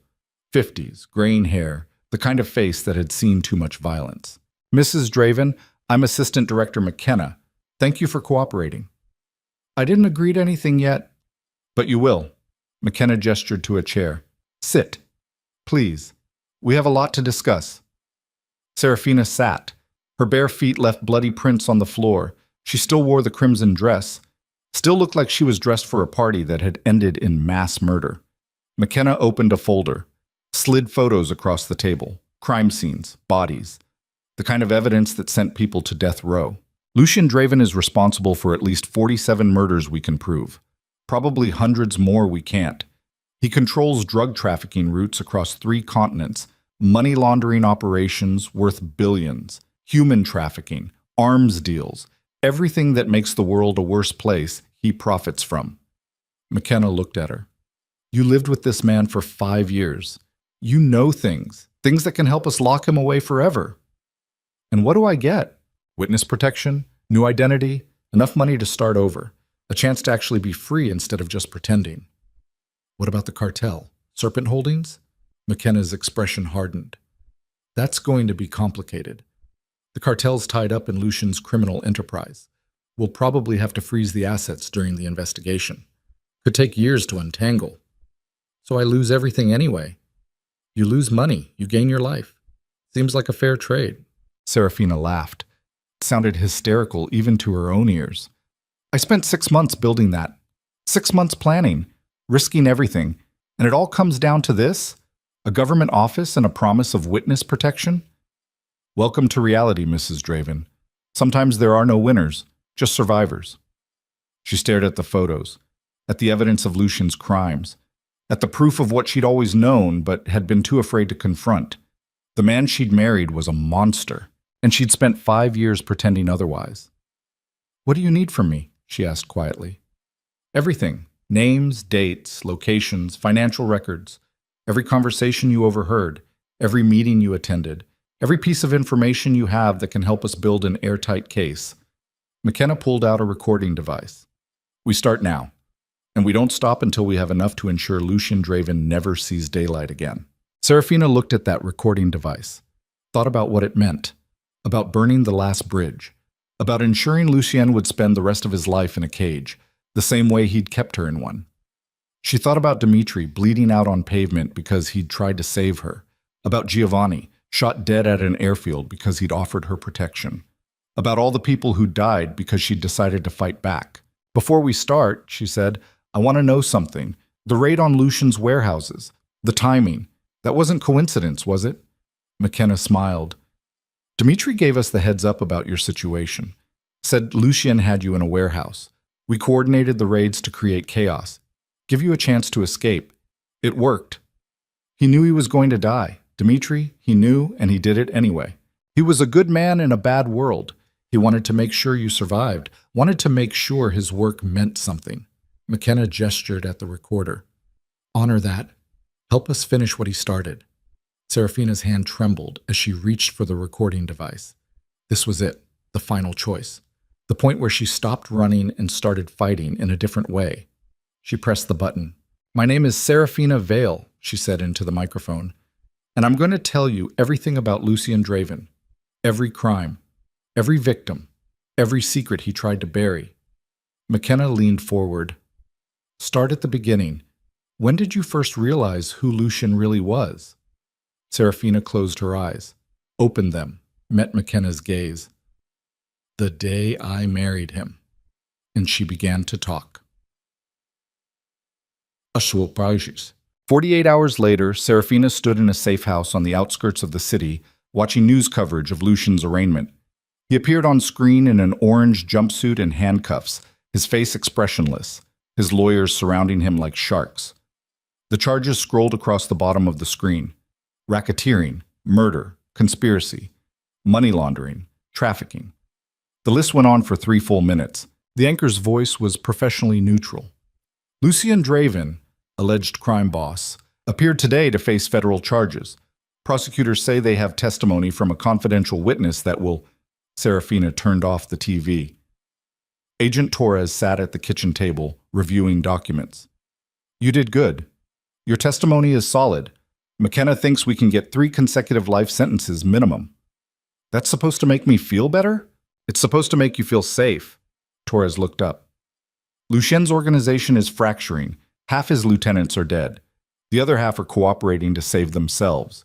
In 6 months, there won't be anything left except wreckage and federal seizures. And the cartel? Still frozen, still complicated, but McKenna says if you cooperate fully, if the trial goes well, they might release some of the assets to you eventually. Could take 5 years, maybe 10, but it's possible. 5 years. 10 years. By then, Serafina would be someone else entirely. New name, new face, maybe. New life in a city where no one knew her history. That should have felt like victory. It felt like dying. Torres's phone buzzed. She checked it, frowned. We have a problem. What kind of problem? Lucien's requesting a meeting with you. Says he has information about other players in his organization. Says he'll only talk to you. Serafina's stomach dropped. No, McKenna wants you to consider it. If Lucien gives up his network, we can dismantle the entire operation. No one else has to die. No one else has to... I said no. Serafina, he's playing you. Whatever he says he wants to trade, it's a lie. He just wants to see me, wants to get inside my head one more time, wants to prove he still has power. Serafina's hand shook. Tell McKenna the answer is no. Tell Lucien he can rot in prison without my help. Torres studied her for a long moment, then nodded. I'll pass it along, but you should know Lucien's not giving up. He's already filed motions, demanding to face his accuser, claiming his rights are being violated. His lawyers are expensive and very good. This is going to be a long fight. How long? Trial probably won't start for 18 months, maybe 2 years. And that's if everything goes smoothly. Torres stood. You need to prepare yourself for that, for seeing him in court, for reliving everything, for having defense attorneys rip your testimony apart in front of cameras.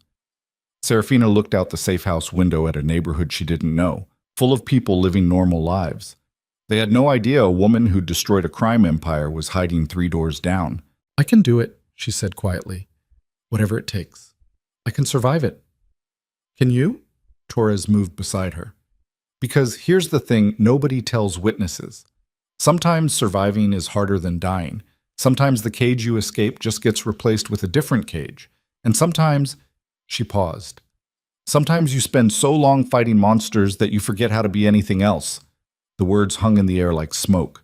Serafina turned to face her. Are you trying to scare me? I'm trying to prepare you for what comes next, for what it costs to bring down someone like Luce Draven. Torres's expression softened. You're brave. You're strong.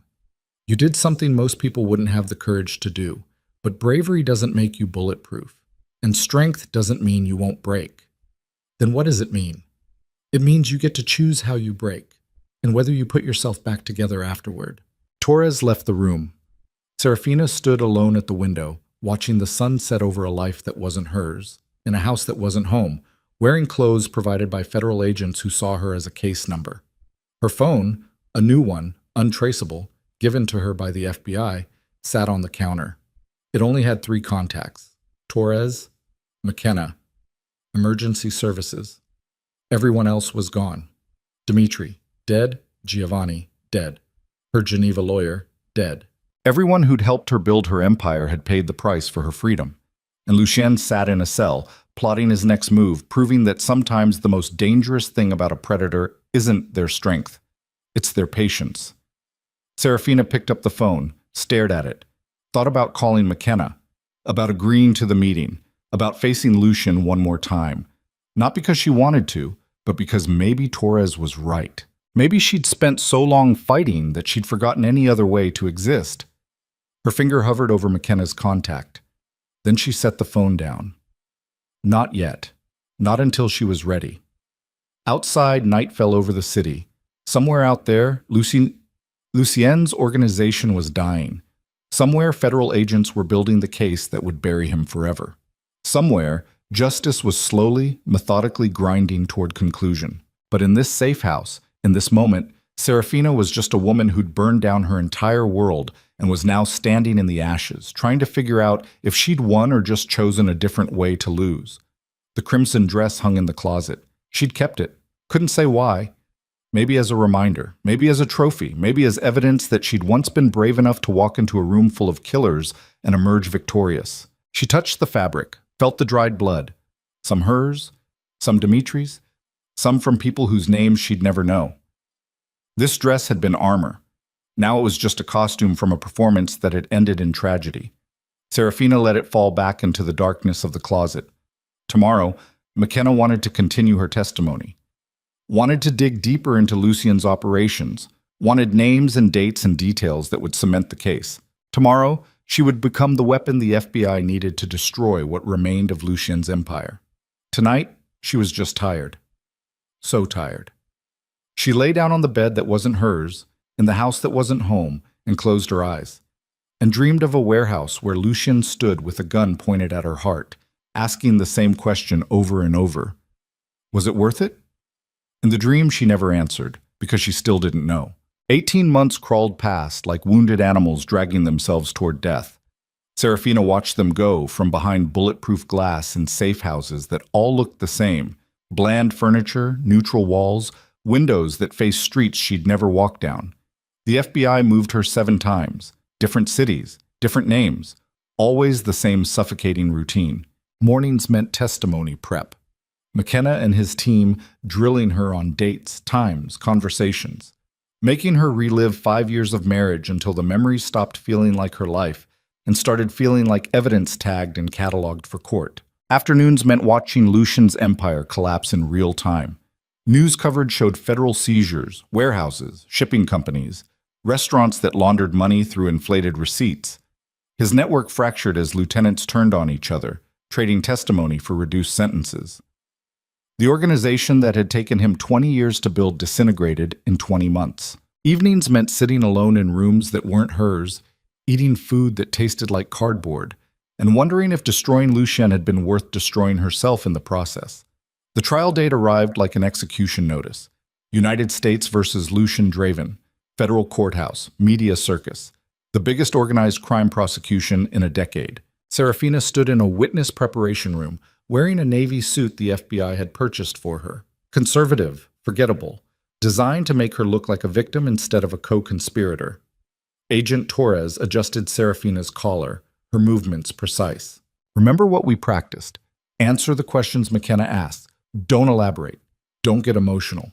Don't look at Lucien. Torres met her eyes. He's going to try to rattle you. His lawyers are going to make you look like a scorned wife seeking revenge. You stay calm. You stay focused, you tell the truth, and let the jury decide. What if the truth isn't enough? Then we lose. But we've got 47 murders, financial records going back 15 years, and testimony from 12 cooperating witnesses. The truth should be plenty. Torres stepped back. You ready? Serafina looked at herself in the mirror. The woman staring back looked professional, composed. Nothing like the woman who'd worn crimson and diamonds and declared war in front of 300 criminals. No, she said. But let's do it anyway. The courtroom was exactly what she'd expected. Wood paneling, fluorescent lights, rows of spectators treating murder trials like entertainment. Cameras weren't allowed inside, but she could see reporters sketching furiously, capturing every detail for the evening news. Lucien sat at the defense table surrounded by 4 lawyers in suits that cost more than cars. He looked different, thinner. His hair had gone gray at the temples. Prison orange had been replaced with a tailored charcoal suit for court appearances, but he still wore handcuffs that connected to a chain around his waist. He looked up as Serafina entered. Their eyes met. She'd prepared for this moment for 18 months, rehearsed staying calm, practiced looking through him instead of at him. But seeing him there, seeing the man she'd loved and hated and feared and fought, broke something loose inside her chest. His expression didn't change. He just watched her walk to the witness stand, his face carved from stone, his eyes tracking every movement. The bailiff swore her in. She placed her hand on a book and promised to tell the truth. The irony wasn't lost on her. She'd spent 5 years living a lie with Lucien, and now truth was the weapon she'd use to destroy him. McKenna approached the witness stand. Please state your name for the record. Serafina Vale. And what is your relationship to the defendant? I was married to Lucien Draven for 5 years. Can you tell the jury when you first became aware of Mr. Draven's criminal activities? Serafina looked at the jury. 12 people who'd never lived in her world, never understood what it meant to love a monster. The day I married him. McKenna walked her through it. The gallery opening where they'd met. The courtship that had felt like a fairy tale. The wedding at a private estate with guests whose names appeared on international watch lists. The slow realization that every beautiful thing Lucien had given her was purchased with blood money. She told them about the first time she'd seen him order an execution, about the affairs he'd paraded in front of her, about being treated like decoration while men discussed murders over dinner. The jury listened. Some took notes. Others just stared at her like she was a creature from another planet, someone who'd voluntarily married into hell and then acted surprised when it burned. McKenna asked about specific incidents. About Marco Santoro, found dead in a car trunk after skimming from Lucien's operations. About shipping containers full of weapons that moved through ports Lucien controlled. About the accountant who'd questioned discrepancies and disappeared 3 days later. "And you witnessed Mr. Draven order these actions?" McKenna asked. "I heard him on phone calls. I saw him meet with the people who carried them out. I watched him celebrate when problems were solved permanently." "Did you ever confront him about these activities?" "No." "Why not?" Serafina's hands gripped the witness stand. "Because I was afraid. Because he made it clear what happened to people who betrayed him. Because I was a coward who chose survival over morality." The courtroom went quiet. "Mrs. Vale," McKenna said gently, "would you say you were complicit in Mr. Draven's crimes?" One of Lucian's lawyers shot to his feet. "Objection. Calls for a legal conclusion." The judge nodded. "Sustained. Rephrase, Mr. McKenna. Did you benefit from Mr. Draven's criminal enterprise?" "Yes." Serafina's voice came out hoarse. "I lived in luxury, purchased with blood money. I wore jewelry bought with profits from drugs and weapons. I attended parties with criminals and pretended not to know what they were. I was complicit through silence, through inaction, through being too weak to leave." McKenna let that sit. Let the jury absorb it. Then he asked, "What changed? What made you finally decide to act?" Serafina looked at Lucien. He sat motionless, his expression blank, but she saw tension in his shoulders, saw the muscle jumping in his jaw. "I realized I'd rather die free than live as his possession." "Can you elaborate?" "For 5 years, Lucien treated me like property, like something he owned, and I accepted it because I thought that was the price of safety. But eventually, I understood that safety bought through submission isn't safety at all. It's just a slower death." She paused. "So I chose a different path. I built something he couldn't control, and when he tried to take it from me, I fought back." McKenna smiled slightly. "No further questions, Your Honor." The defense attorney stood. His name was Richard Kellerman, and he'd made a career defending people who deserved to rot in prison. He approached the witness stand like a shark circling wounded prey. "Mrs. Vale, or should I call you Mrs. Draven, since you're still legally married to my client?" "I go by Vale now." "Of course you do. It's easier to destroy someone's life when you pretend you were never connected to them, isn't it?" Kellerman's smile was poisonous. "You testified that you were afraid of Mr. Draven, that he made you feel like property, yet you stayed married to him for 5 years. Why?" "I was trapped." "Trapped in a penthouse worth $40 million? Trapped with unlimited credit cards and designer clothes? Trapped attending galas with the world's elite?" Kellerman's voice dripped contempt. "Mrs. Vale, that sounds less like a trap and more like a lifestyle you enjoyed until it was no longer convenient." "You don't understand." "No, I understand perfectly. You married a wealthy, powerful man. You enjoyed the benefits of his wealth. And when you decided you wanted more, when you decided to steal his business opportunities, you manufactured this narrative about being a victim to justify your betrayal." Serafina's hands shook. "That's not true, isn't it? Let's talk about the Constantine cartel. You testified that you built Serpent Holdings using a personal inheritance, but you also admitted you gathered information from Mr. Draven's private files, information you had no legal right to access, information you then used to undermine a business deal he'd been working on for years. That's not the action of a victim, Mrs. Vale. That's corporate espionage. I was protecting myself. By stealing from your husband, by sabotaging his business?" Kellerman leaned against the witness stand. "How much is the Constantine cartel worth, Mrs. Vale?" "I don't know the exact, approximately $4 billion, and you currently own 43% of it. That's roughly $1.7 billion. Quite a windfall for a woman who claims she was just trying to escape. Makes one wonder if this entire prosecution is really just a way to justify theft on a massive scale." McKenna stood. "Objection. Counsel is testifying. Sustained. Mr. Kellerman, ask questions. Kellerman smiled. Mrs. Vale, did you profit from acquiring the Constantine cartel? The assets are frozen pending. Answer the question. Did you personally benefit financially from actions you're now claiming were purely about escape and survival? Serafina's throat felt like broken glass. I would have, if the FBI hadn't seized everything. So your plan was to steal billions from your husband, destroy his business empire, and then live off the proceeds. And we're supposed to believe this was about freedom rather than greed? It was about both. The words came out before she could stop them. Yes, I wanted the money. Yes, I wanted power. Because money and power are the only things that make you safe in that world. Lucien taught me that. He taught me that victims get destroyed and survivors take what they can. So I became a survivor. The courtroom erupted in whispers. Kellerman's smile widened. No further questions, Your Honor. McKenna called her back on redirect, tried to repair the damage, asked questions about Lucian's violence, about the fear she'd lived with, about the impossibility of leaving without resources. But the damage was done. The jury had seen her admit to greed, to ambition, to being something more complex than a simple victim. After 3 hours of testimony, the judge dismissed her. Serafina walked past Lucien's table on her way out. He didn't move, didn't speak, just watched her go with eyes that promised this wasn't over. Outside the courtroom, McKenna pulled her aside. You did fine. I admitted to stealing from him. You admitted to being human, to having complicated motivations. The jury can handle complexity.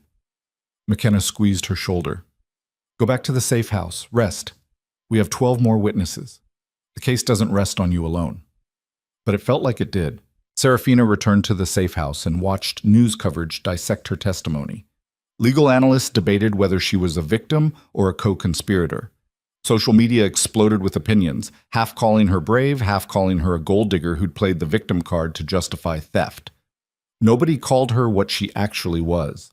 A woman who'd made terrible choices, paid terrible prices, and was still trying to figure out if she'd won or just survived. The trial lasted 6 weeks.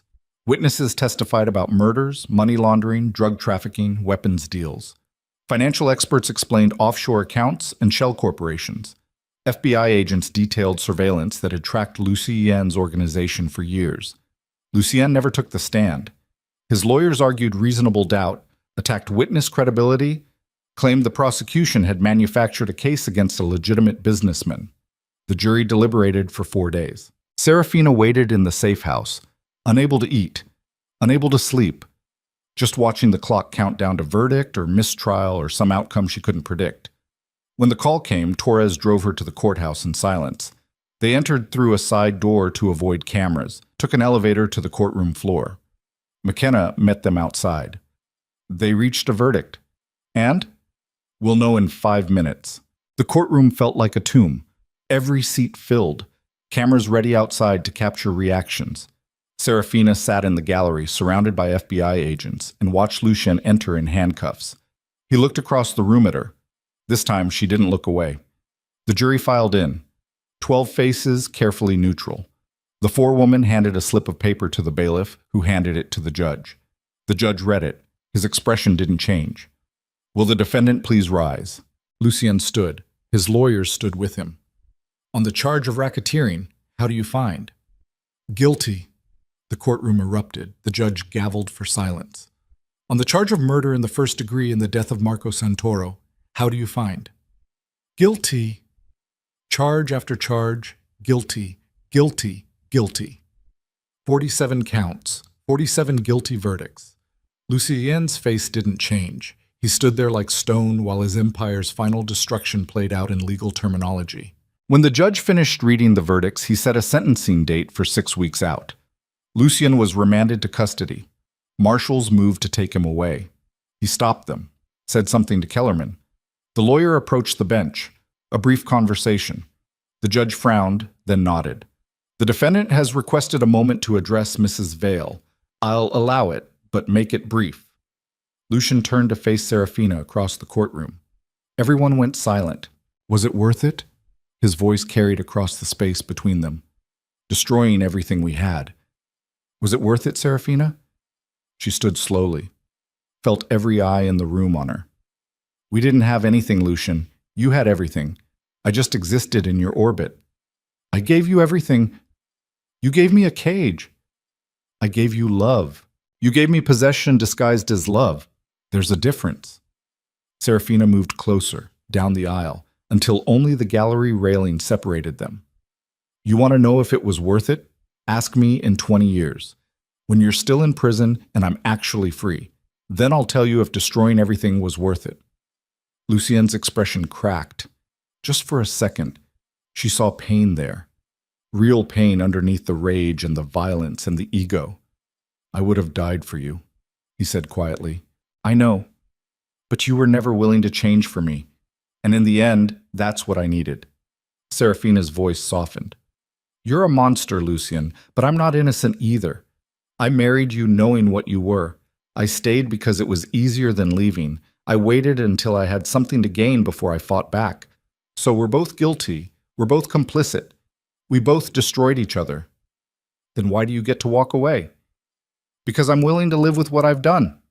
And you're not. The marshals moved in. Lucien didn't resist as they took his arms. He looked at her one last time. This isn't over. Yes, it is. They let him out. The courtroom erupted in noise, reporters shouting questions, spectators reacting, lawyers huddling. Serafina just stood there, watching the door close behind the man she'd married, and felt nothing. That was the strangest part. After 5 years of marriage, 18 months of testimony, 6 weeks of trial, after all of it, she just felt empty. McKenna appeared at her elbow. You all right? I don't know. That's honest. He guided her toward the exit. Sentencing is in 6 weeks. You don't have to attend, but you can if you want. Will it change anything? No, he's getting life without parole, multiple consecutive sentences. He'll die in prison. McKenna paused. But sometimes closure requires witnessing the end. Serafina didn't answer. They exited through the side door. Outside, late afternoon sun painted everything gold. Torres waited by the car. Where to? She asked. The safe house. I need to think. The drive took 40 minutes. Serafina watched the city pass by. People living normal lives, completely unaware that nearby, a woman who'd toppled a criminal empire was wondering if she'd won or just traded one prison for another. At the safe house, McKenna handed her an envelope. Preliminary asset assessment, the frozen serpent holdings accounts. She opened it, read numbers that should have meant something but just felt abstract. The court's releasing 30% of the assets to you. The rest stays frozen pending civil litigation from Lucien's victims. Could take years to sort out. McKenna watched her face. That 30% is approximately $500 million, enough to disappear, to actually start over. $500 million. More money than she'd ever imagined having, more money than most people would see in 10 lifetimes. And all she could think was, this is what 23 deaths cost. I want to give it away, she said. McKenna blinked. What? The money. I want to donate it, set up a foundation, something that helps women escape domestic violence, something that actually matters. Serafina met his eyes. I don't want to profit from this. I don't want to carry that weight. That's a lot of money to give away. It's blood money. Lucian's blood, Giovanni's blood, Dimitri's blood. Her voice shook. I don't want it. I just want to be free. McKenna studied her for a long moment, then nodded. I'll have our financial people draw up the paperwork. You can structure it however you want. He left. Torres lingered in the doorway. You sure about this? She asked. No, but I'm sure I can't keep money that costs that many lives. Even if keeping it would make you powerful, would protect you, especially then. Serafina looked out the window at a sunset she'd watched hundreds of times from safe houses across the country. Power protected through blood money isn't power. It's just another cage. Torres smiled slightly. You're either very wise or very stupid. I haven't decided which. Can't it be both? Yeah, it usually is. Incas. 6 weeks later, Serafina sat in the courtroom and listened to the judge sentence Lucien Draven to 23 consecutive life sentences without possibility of parole. The legal terminology washed over her, years and decades stacking up like bodies in a mass grave. Lucien stood motionless through it all. When the judge finished, he was allowed to make a statement. He turned to face the gallery, to face Serafina. "I built an empire from nothing," he said. His voice was steady, clear. "I created opportunities for people who had none. I protected communities the government ignored. I provided for families who would have starved otherwise. Was I perfect? No. Did I make mistakes? Obviously. But I was more than what this court says I am. I was a man who loved his wife, who tried to give her everything, and she repaid that love with betrayal." He looked directly at Serafina. "You won, Kara. You destroyed me. I hope it brings you the freedom you wanted. I hope every morning you wake up and feel proud of what you've done. Because I'll be thinking about you every day for the rest of my life. Wondering if you ever think about me. Wondering if you ever loved me at all. Or if I was just a mark from the beginning." The courtroom was silent. The judge gavelled. "The defendant will be remanded to federal custody. This court is adjourned." Marshals led Lucien away. He didn't look back. Serafina sat there until the courtroom emptied, until it was just her and Torres in the wooden pews, surrounded by the architecture of justice. "Did you?" Torres asked quietly. "Love him?" "Once. In the beginning, before I understood what he was." Serafina stood, her legs stiff. "But love isn't enough when someone treats you like property. It's not enough to save you. It's not enough to change them." "No, it's not." They walked out together into bright afternoon sun. Cameras waited outside, but Torres steered her away from them, toward a car that would take her back to the safe house for the last time. Because tomorrow, she'd sign the papers releasing the Serpent Holdings money to the foundation. Tomorrow, she'd take a new identity and move to a city she'd chosen herself. Tomorrow, her new life would actually begin. But tonight she was still Serafina Vale, the woman who'd destroyed a mafia boss and survived to tell about it. In the car, her phone buzzed, a message from McKenna. "Foundation paperwork is ready. Lawyers want to call it the Draven Foundation." "Thoughts?" Serafina typed back, "No. Call it the Serpent Foundation, for women who need venom to survive." McKenna's response came quickly. "Perfect." She set the phone down and watched the city pass by one last time. This place had been her prison and her battlefield. She'd loved and lost and fought and bled here. Now she was leaving. The thought should have felt triumphant. It just felt quiet.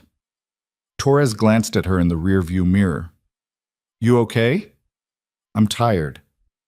"That's not the same thing." "No, it's not." Serafina closed her eyes. "Ask me again in a year. Maybe by then I'll know if I'm okay." "Fair enough." They drove in silence. The safe house appeared ahead, one last night in temporary shelter, before tomorrow's permanent escape. Serafina thought about Lucien in a cell, counting days that would never end. About the families of the men he'd killed, finally seeing something resembling justice. About Dimitri and Giovanni and all the others who'd died so she could sit in this car, breathing free air. The price had been catastrophic. The victory felt hollow. But she was alive. That had to count for something. 1 year later, Serafina stood on a beach she'd never seen before, in a country whose language she was still learning, watching waves crash against rocks that had been there for millennia. Her new name was Elena Morrison. Her new life was small, quiet, deliberately unremarkable. She taught English at a language school, rented a cottage that overlooked the ocean, spent evenings reading books that had nothing to do with crime or power or empires built on blood. The Serpent Foundation had launched 6 months ago. It operated shelters in 12 cities, providing resources for women escaping violent relationships. Legal aid, housing, job training, everything Serafina had needed and never had access to during those 5 years with Lucien. She'd met some of the women it helped, heard their stories, seen herself reflected in their eyes, that particular kind of fear that came from loving someone dangerous. It didn't erase what she'd done, didn't bring back the dead. But it meant their deaths had purchased something other than her freedom. Her phone rang. The number was blocked. She almost didn't answer. Then curiosity won. "Hello? Mrs. Draven?" The voice was unfamiliar. Male. careful. My name is Alexander Petrov. I'm calling on behalf of the Constantine cartel.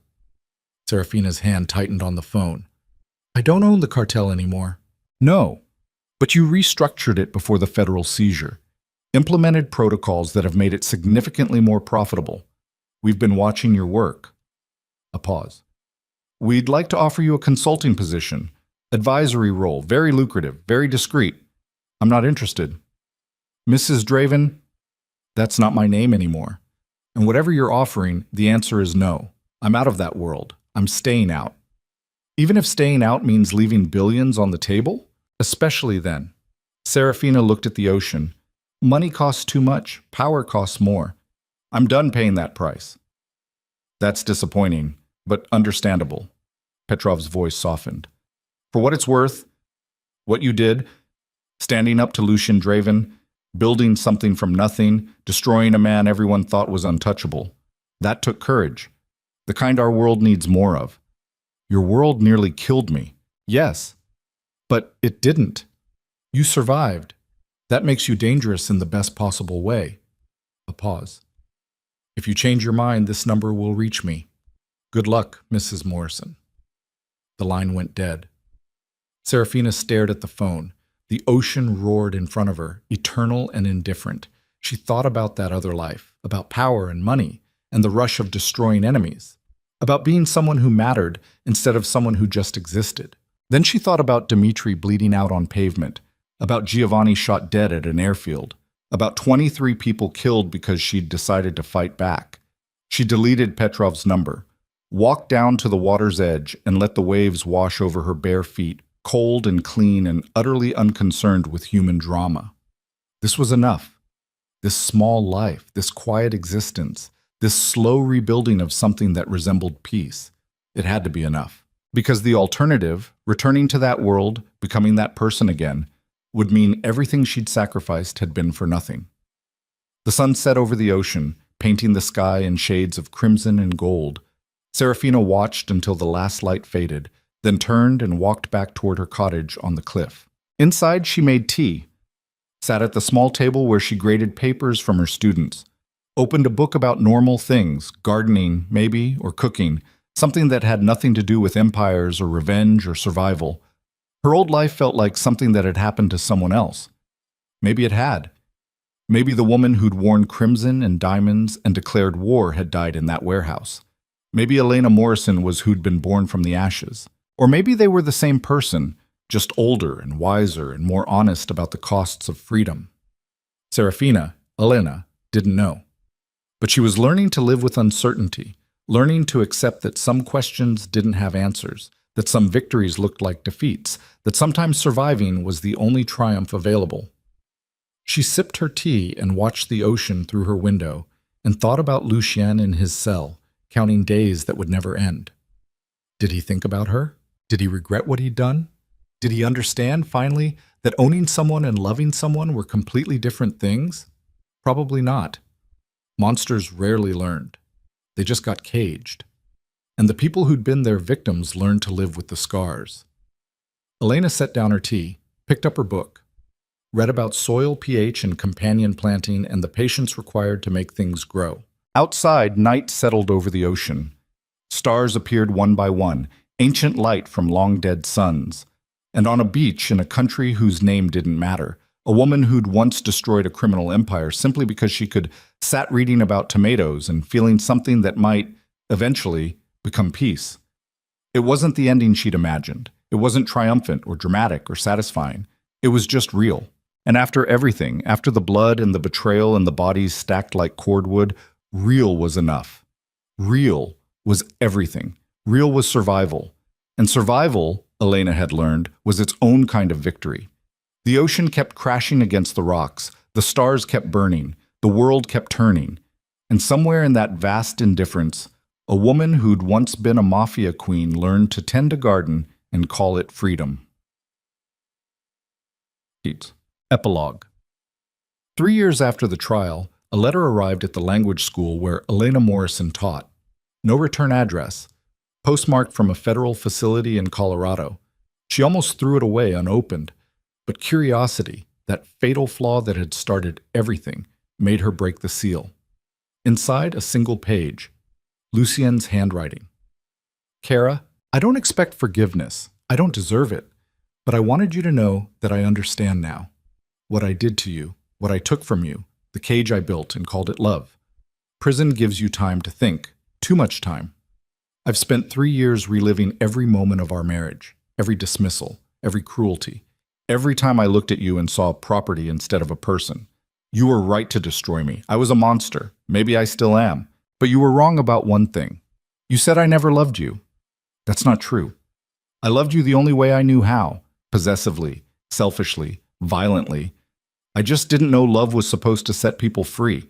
I know that now. Too late, but I know it.